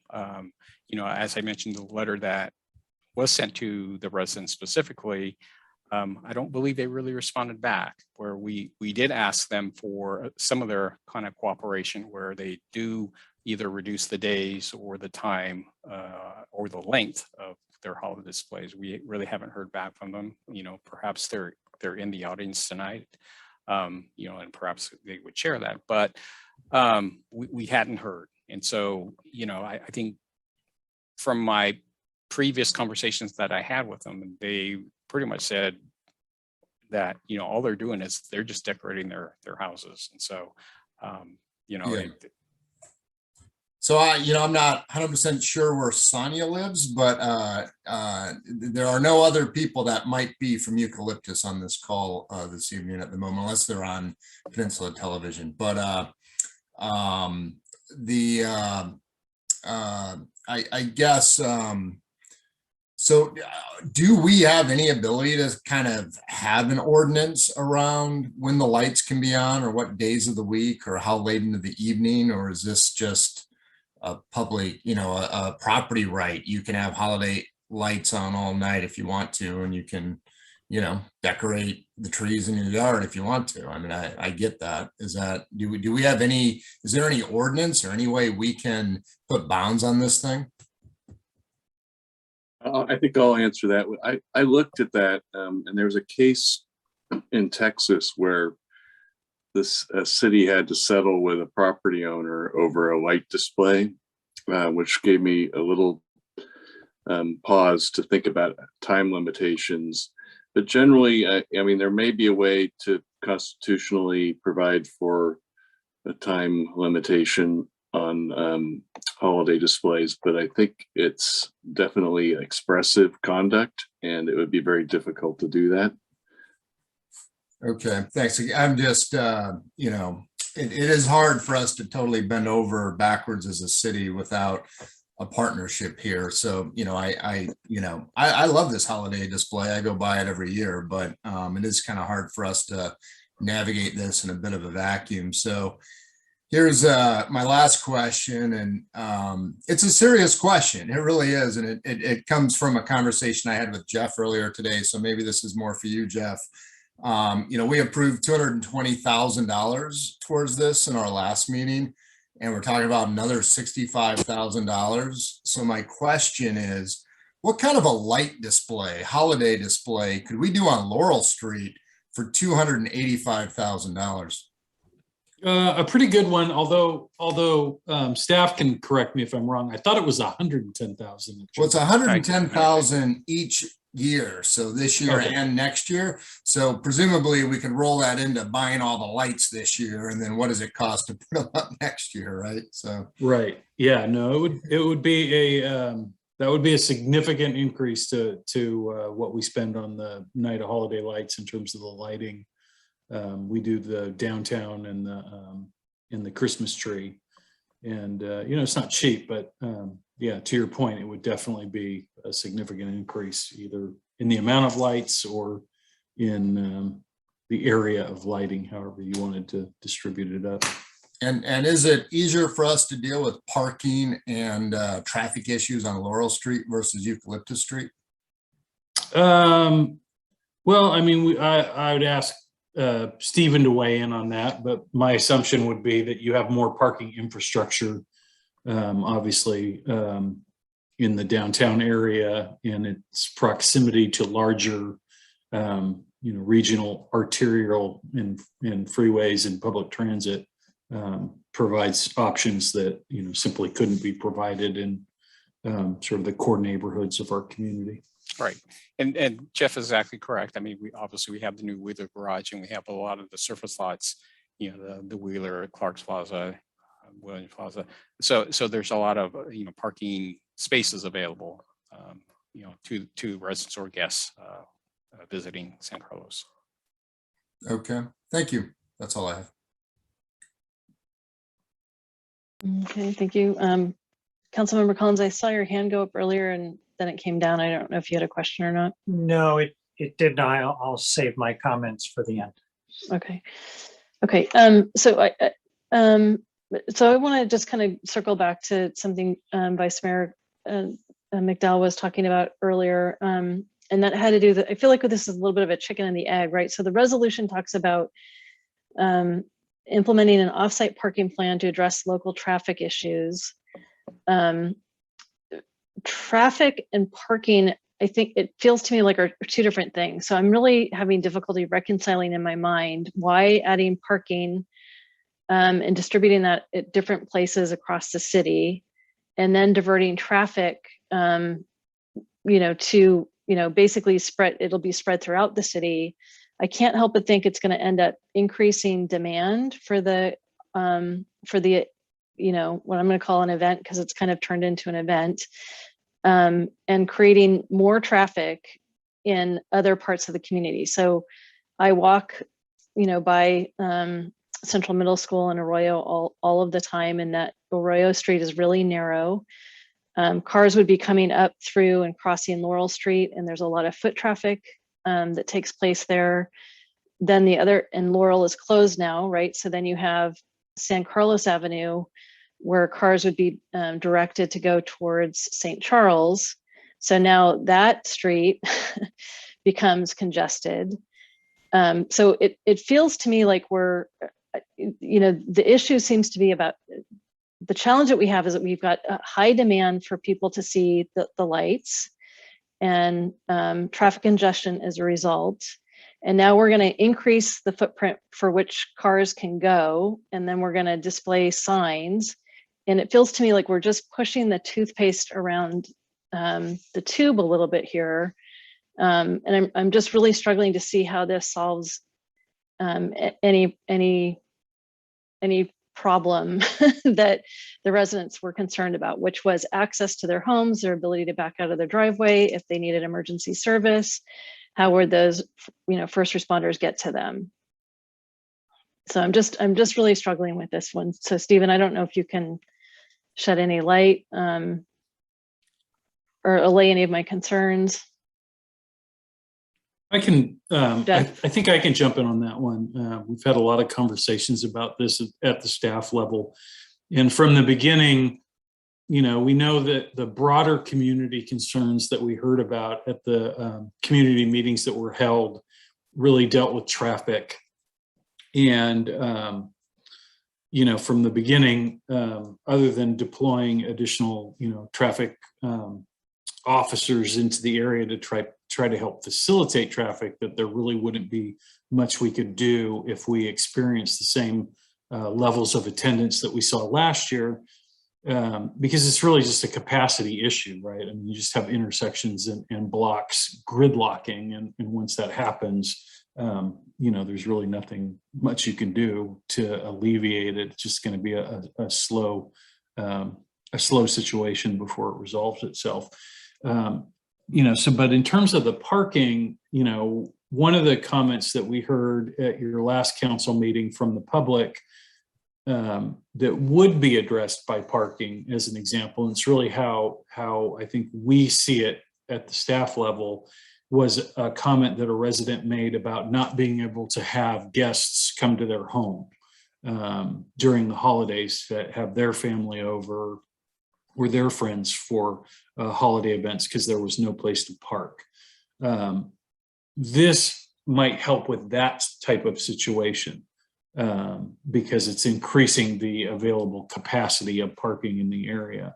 But in terms of flow or being able to park right in front of your home or emergency vehicles, I think we need to be cautious about thinking that, anything that we can do is really going to change the traffic flows in the overall area. It's a small area. There's not a lot of roads that lead in and out of the area. Obviously, those roads were never designed for this amount of traffic. And we're just, it's just not a problem that, we can really, the infrastructure just doesn't allow for the traffic problem to be solved in this particular area, no matter what we do. One-way streets, all you're doing is, with one-way streets would be, making the traffic longer on those particular streets. So it's just simply a capacity issue. So that would be the one area, in terms of increased parking within the neighborhood that would benefit from this. But it's unlikely. I mean, we certainly would keep our fingers crossed that it has some effect on traffic, and we can study the numbers a little bit more, and we'll have a lot more eyeballs out to see how it might affect, but it shouldn't be advertised as, you know, a big solution to traffic problems, because I think the public would be very disappointed in the outcome. Yeah, so Jeff, I appreciate that. I guess my concern is that, you know, by design, you know, what we know about Laurel Street closure is that people want parking very close to where they're going. And these parking lots are at least half a mile away from the venue. So again, I'm struggling with, I hear what you're saying about, you know, it would, you know, potentially help those people who live near Eucalyptus Street to be able to entertain over the holidays. But again, I just don't, it's not adding up in my mind based what I know about what everything that we've heard about the lack of parking downtown in Laurel Street. So I'm just really struggling to see where the added value is with this. And to John, Councilmember Dugan's point, you know, we did appropriate $110,000 for this for 1 year already, and the costs are potentially going up, you know, significantly on this. With, to me, with a real lack of, you know, any kind of certainty that we're going to get out of it what we're trying to get out of it. So I've just got some real concerns about that. Councilmember Rack. Thank you, Madam Mayor. I appreciate all the comments around this too, but I guess and your thoughts around the parking and congestion, but I mean, I live right over there as well, you know, just on the east side of Burton Park, and Arroyo was already being used. All these other arteries are already being used to access Eucalyptus. People were driving up and people were coming in on two sides off of Orange. So I don't know that perhaps on San Carlos Avenue it is adding more traffic, but some of those streets are already being used already. So I don't know that there's the same impact that we're worried about. People might drive up Arroyo that they were going to go anyway and see if there's actually parking. So I think to me, we're sort of, this isn't a big experiment that we're trying on some of the things we approved earlier. This seems to me another piece of it. And then we need to figure out, which is why I'm glad we voted for sort of a 1 year amount of funding on this, so that we kind of need to come back, step back and see, well, and hope staff can come back and say, well, what worked, what didn't work, what lessons do we need to make? Do we abandon everything altogether? So to me, while I think there are certain things that make sense, I don't think the private security guards make sense on Eucalyptus, but we voted for it. I think there's things we need to try out, see, and then make a decision post next year what we should be doing and have more data that way. That's just kind of the way I'm looking at this, that nothing's a silver bullet, but we need to kind of give it a try because the current system's not working. Okay, thank you. So I don't see any additional questions from council. Crystal, are there any members of the public who wish to make comment? Yes, there is one hand up. Sonia Elks, you should be able to unmute. Thanks for this discussion. Very interesting. It's a hard problem to solve, and I appreciate everybody's ideas. I just had a thought. If somebody was, it'd just be nice to be able to tie in the lights on or off to the amount of traffic directly. So at a certain point, when it starts to impact, when traffic is moving, stopped moving, then it would be lights over. And I don't know if there's a way to measure the speeds on the streets and figure out over the course of the December time, measure those, and then, you know, maybe even put out a text message that at a certain point, the lights have to go off because it becomes an emergency hazard or something like that. Anyway, it's just a thought. But thank you for tackling this difficult problem in creative ways. Thank you, Sonia. Greg, can you talk a little bit about, there was a recommendation made to the community members to think about limiting the duration of the displays in terms of number of days and hours. There's a recommendation from the community member that we are kind of direct them to do so. Could you talk a little bit about the implications of that? Well, I think what we've tried so far is to get voluntary compliance with a limitation, a time limitation, and just ask the question. It's on the theory that some of the participants might think that's a good idea to mitigate against the traffic, so it limits the duration on each night. We haven't got a response that I'm aware of yet to that.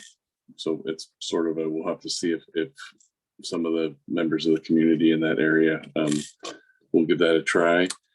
And I touched on, I think, some of the legal issues that I think exist for trying to force something like that. I think there's something that we'd really have to study and do an analysis to narrowly tailor any kind of regulation that might affect people's expression in the form of the lights and the displays that they do. That's the legal standard. It would have to be very narrowly tailored. Strict scrutiny would probably apply because it's a First Amendment issue. Yeah. Okay. Thank you. All right. And I'm just noticing that we're getting close to 10:30, so we need a motion to extend the meeting. Madam Mayor, I move we extend the meeting to 11 o'clock. Second. All right. Crystal, can you call the roll? Councilmember Rack, Yes. Councilmember Collins, Yes. Vice Mayor McDowell, Yes. Councilmember Dugan, Yes. and Mayor Parmalohan. Yes. And there are no more hands from the public. Okay. Thank you. All right. So let's move to council comment and discussion. Councilmember Dugan. Yeah, thank you, Madam Mayor. Yeah, it's just kind of a challenging issue. I've always loved the holiday display. I think it's a great example of, just kind of, grassroots level community, something we can be proud of as San Carlos, that, this has just kind of come up, but I guess negative externalities would be the word. Just lots of people aren't happy with how it goes down over there, and access issues, traffic issues, everything we've been trying to solve, but it's a difficult problem. We have no actual control. I guess I'm just generally disappointed that the eucalyptus is not participating in this process, right? I mean, they're not really at the table. They're not really helping us work with this. If we could count on some voluntary limitations, or just some level of, it doesn't feel to me like we can solve this independently just by throwing money at it. And, I didn't really like everything we approved last time. I guess I'm not really excited about a parking scheme that staff doesn't sound very confident in. And then I honestly would like to just throw it up. What have we spent all this money on just making a great display on Laurel? And, I mean, not just provide something else people might prefer to go to, or might go to as well, and cut the traffic down just by having something else great going on in town. I mean, I think for this kind of money, we could actually do something cool somewhere. And boy, wouldn't that be more fun to try than like parking attendants and signs and, and all this other stuff, and police presence. And, I would like to think differently on this one. I really would. I'm kind of frustrated, but I'm like, why not? Why not just do a great display on Laurel with this money? Thank you, Councilmember Dugan. Councilmember Collins. Thank you, Madam Mayor. I agree with Councilmember Dugan, except for the display on Laurel Street. I just think that this is a situation that'll probably get worse if we spend money on it. I think we're just creating another attraction for people to come and see this. I'm really struggling with this. If I was going to vote for anything, I would vote for that option too. But even that, I'm not enthusiastic about it. I think we're just going to create more problems. This is a private celebration on, that private homes put on every year. The fact that we sent a letter to them and we got zero response, my word. I find it almost impossible to get enthusiastic about spending any money on a parking problem that I think just may make the problem worse. So I wish I could be more positive about it, but I just can't. It just doesn't make any sense to me. Thank you, Councilmember Collins. Councilmember Rack, and then Vice Mayor Mc. Thank you, Madam Mayor. I guess I had two comments. One, I think that since we've already spent the money or agreed to spend the money on the other part of it, we should try to complete and look at this holistically. And if we're going to do it one time and do some sort of parking, because I do think part of the problem is we're not trying to get cars off the street. But I guess as an alternative, I'd be more than happy to bring up at the next agenda setting item that we rescind all the funding that we approved and go back and let them fend for themselves and not do anything. Because it sounds like that's what Councilmember Collins and Councilmember Dugan would potentially prefer. And we don't spend any money on this. And and maybe that's the way to get the response from Eucalyptus, is to say, okay, we're not going to spend and we're not going to do anything. Because I guess to me, we're doing it sort of a half-baked response by not trying to address the parking. So to me, I think we should spend the money on the parking. And I think that's actually a better alternative than some of the things that we're spending the money on. I think the traffic control is good.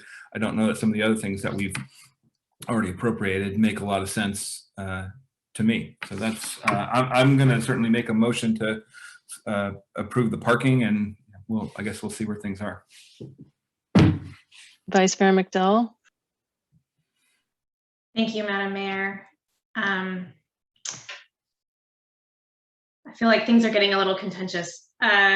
So I agree that this year is an experiment, and we're so far down the road with this after all of the community dialogues and the outreach and taking public comment, and we're 2 meetings into this. I'd like to see this through this year and then reassess in a big way in January what was successful and what wasn't. Maybe none of it was successful, maybe only small parts of it were.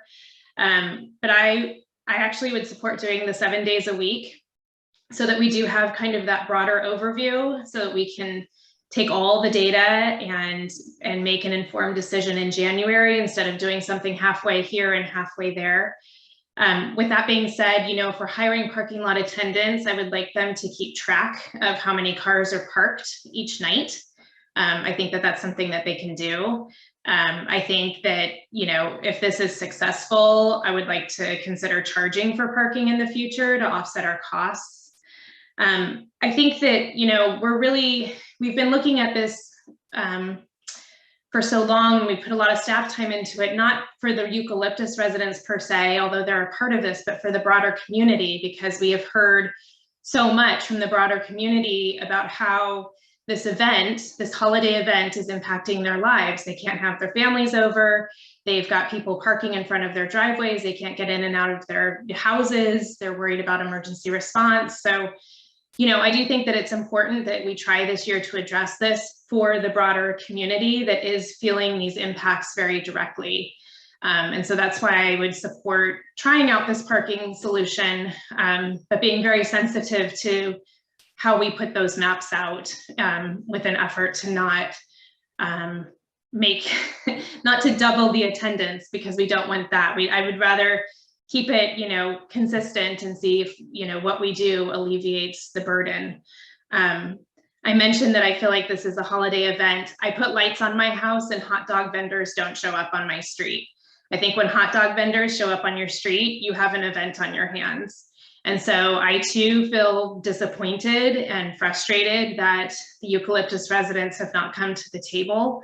I would implore them to reach out to the city. I think that the city is making some really good faith efforts to help, make some improvements here. And I agree. I think we need to have that discussion.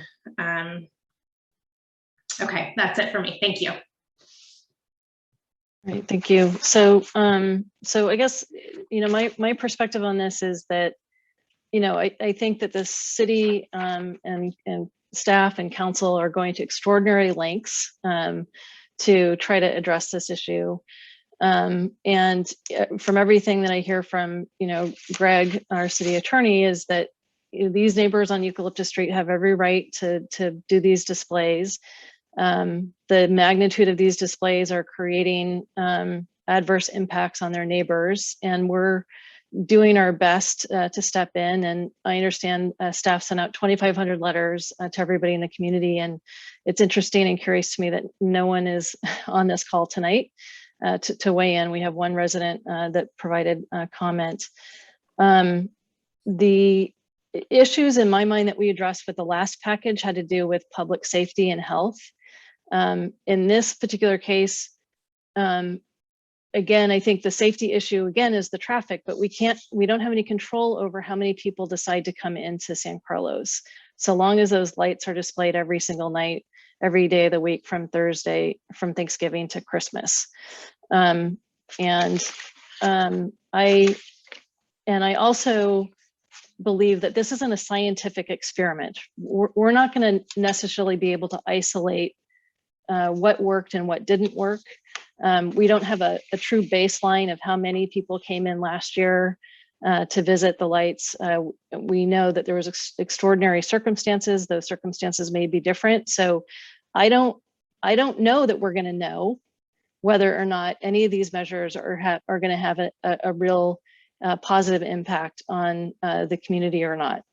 I don't think there's any way we may not be able to discern it. So I just want to kind of put that out there, right? We don't have any kind of a control. Whenever you do any kind of experiment, you have a control. We don't have a control in this case. And I'm also a little bit worried about Christmas Eve at St. Charles. How are we going to make sure that the people who park in that parking lot are not going to see the Christmas lights, and how will that be managed? I don't know that we're going to be able to control that after a full month of people being able to park in that parking lot. Now, I don't know that that's our problem to solve tonight, but I'm just putting it out there. So I don't know. I don't know what more I can say about it, but it's just a conundrum, right? I know people like these lights, but it's causing a lot of problems, and the city's doing its best effort. And I don't know that we're going to be able to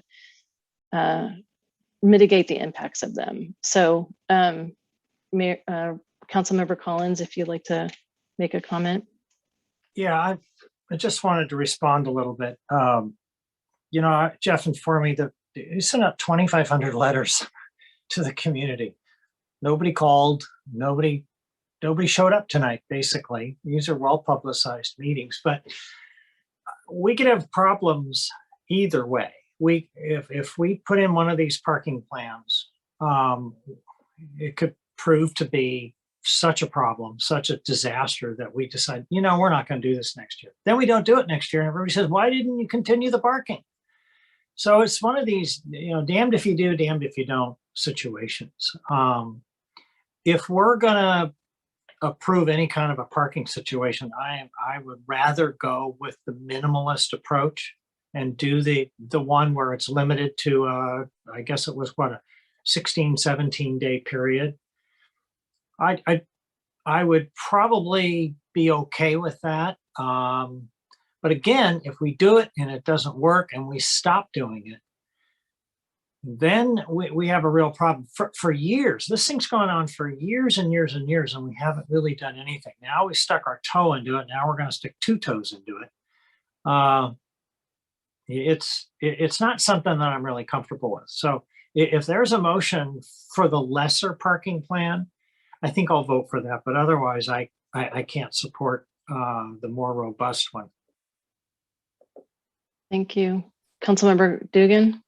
Yeah, thank you, Madam Mayor. I guess where I'm at on this is I'm really hung up on the parking signage. I mean, these parking lots are not so adjacent that they're going to be naturally used. So then we have to put these signs up. And I agree with Vice Mayor McDowell and others. I mean, I don't think you can put these big signs up announcing parking for an event and not expect a lot more people to follow the signage. And I guess maybe I'd like to just parse that out. I mean, I'm all for, if we think it could help, let's try it. Let's see if it helps. And yeah, I agree, Ron. If we put it out there and then decide not to next year, we'll take some lumps over that. But I mean, we're feeling our way through this thing.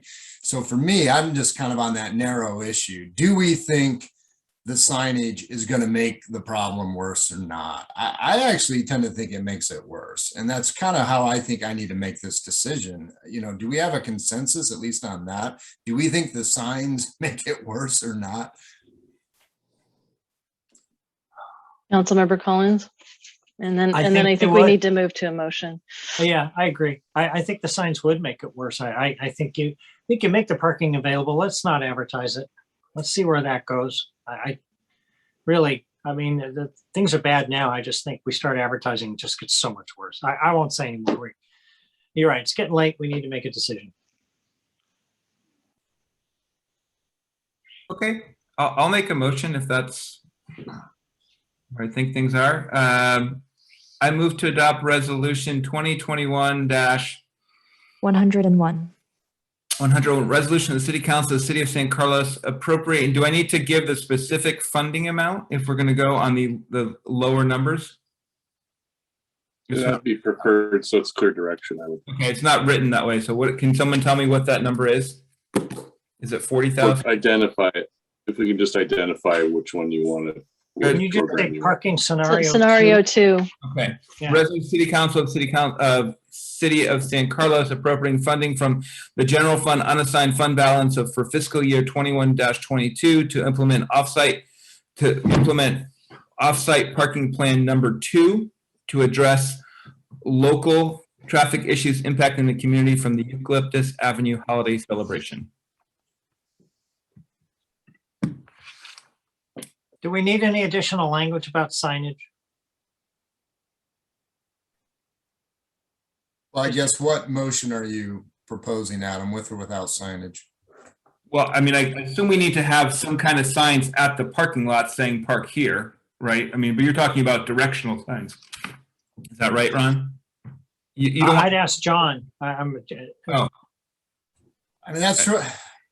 I mean, there's got to be some signage so people know to I would park. rather, that should be left up to staff. Yeah, I don't think we need to talk about language on signs. It's too specific. I agree. I agree with Sarah. Let's let staff work that out. I mean, that means we will have signs. Yeah, well, maybe we won't have a lot of signs. Yeah. I'll second Adam's motion. Okay, any further discussion?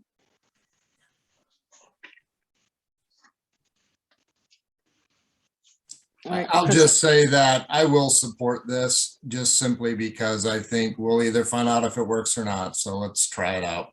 Sure. Yeah, I mean, I'll support it, but very reluctantly, and I don't know that we're going to get any answer. So I'm going to set my expectations and be surprised if we get some insights out of this. I'm willing to be wrong. All right, Crystal. Councilmember Dugan, Yes.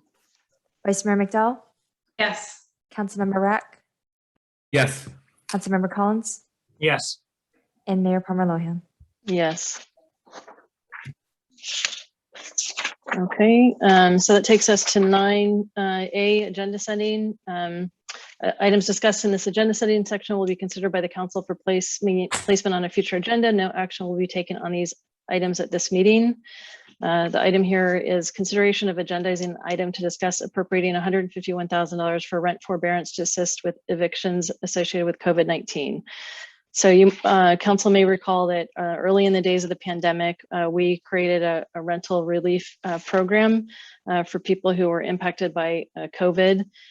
Since then, obviously the pandemic has been extended much longer than I think anybody had anticipated. As was described earlier tonight in a previous agenda item. More recently, the eviction moratorium has been has expired. And we know from recent actions council has taken, we do have people in our community who are stretched pretty thin, and the economy is still recovering. So I'd like consideration for this council to think about putting this item on a future agenda for consideration. I'd be in favor of it. I support it. Thank you. Councilmember Rack. I'm not opposed to it. I just have, and maybe I can't ask this because of its agenda setting, but I don't know that we ever got a report on the initial set of funding that we did. So is there money left from that? And I'm not opposed to adding more. I just would want to understand if the first program actually was successful or how that worked. Jeff or Greg? Yeah, I can give you an update. As of a couple of weeks ago, there was about $40,000 of the about $115,000 that you put into the program. As I understand it, what the county has tried to do is use that money as a last resort so that they plug applicants into other available funding sources first if they qualify. And then when they don't qualify or can't access any of those other sources, they've then used our money.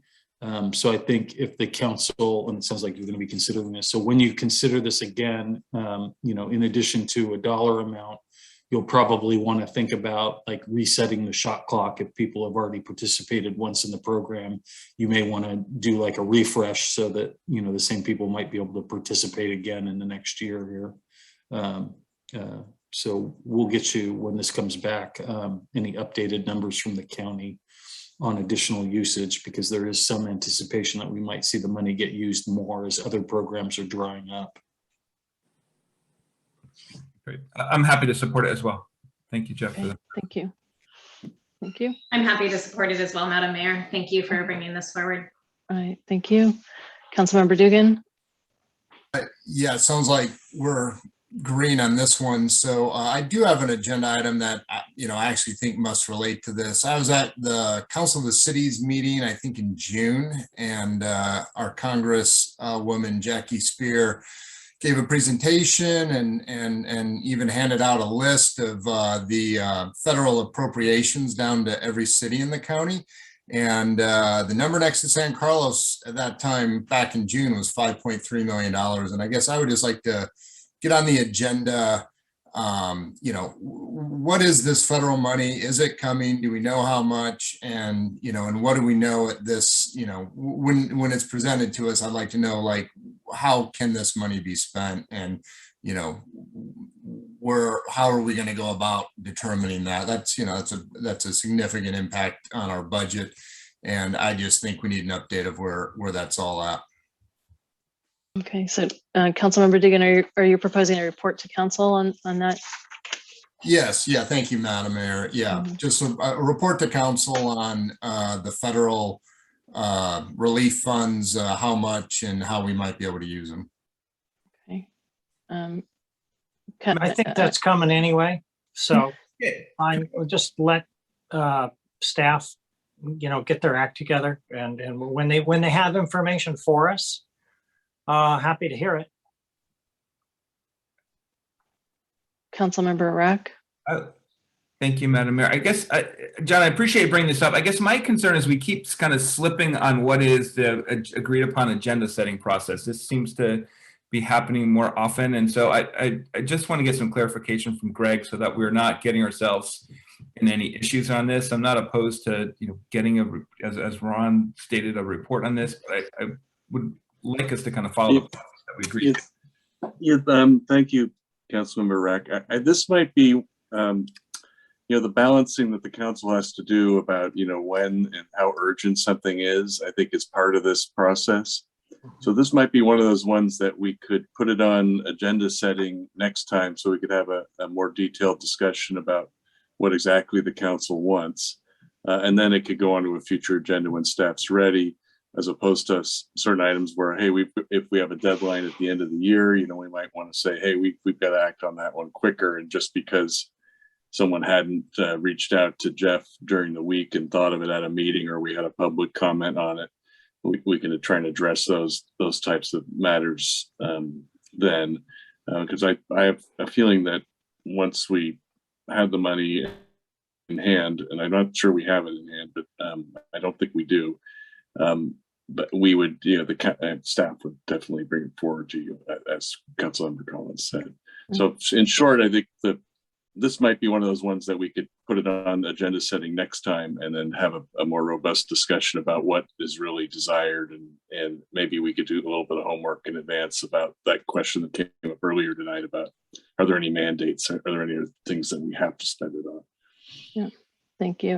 And just for my own edification, since Councilmember Ruck brought it up, There was a sense of urgency around the subcommittee for staff retention issues. So Greg, could you, in the context of your answer, help us understand where that one fits in as well? Because I'm hearing from Councilmember Rurak, he wants some consistency about how we approach these, and that one was handled differently than the proposal from Councilmember Dugan. So I just want to make sure that we're being consistent. That's a good point. And we're, like I said, I think we're trying to balance the desires of the council to move on something more quickly.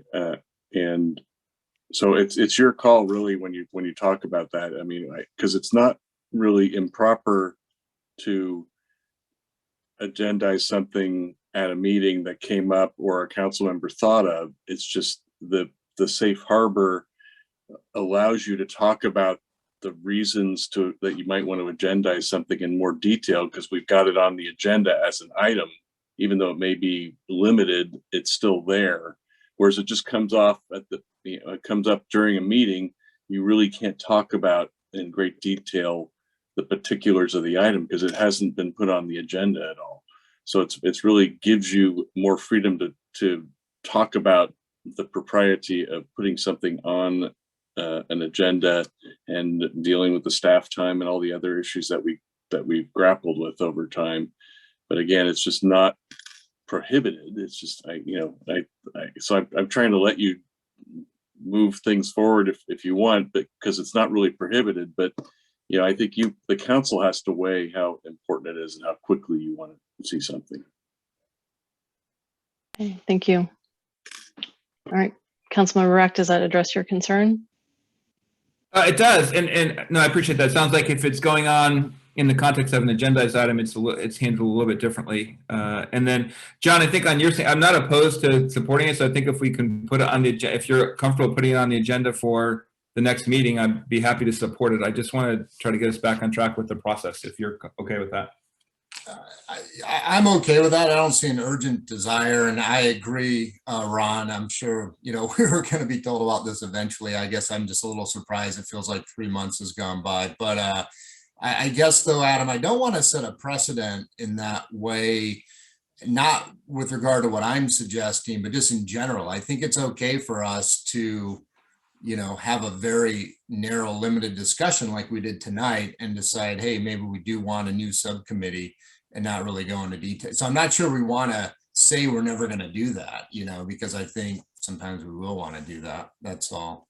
But I think what Greg was saying, John, was that if it's in the context of an agendized item, then there's more flexibility.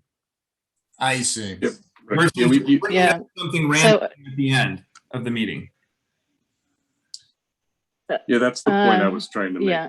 That if we have a proposed agenda item that's on the agenda, you have much more freedom to talk about the implications of it and what you want, and then you get a clearer direction to staff. I mean, there's been times in the past where something comes up and we're not answering your question as thoroughly because we couldn't debate what you really wanted when you wanted. Right, but the distinction being made is that we talked about employee relations, therefore an employee subcommittee, which is kind of out of the blue, right? That wasn't on the agenda, but it's close enough to something that was on the agenda. Is that the distinction?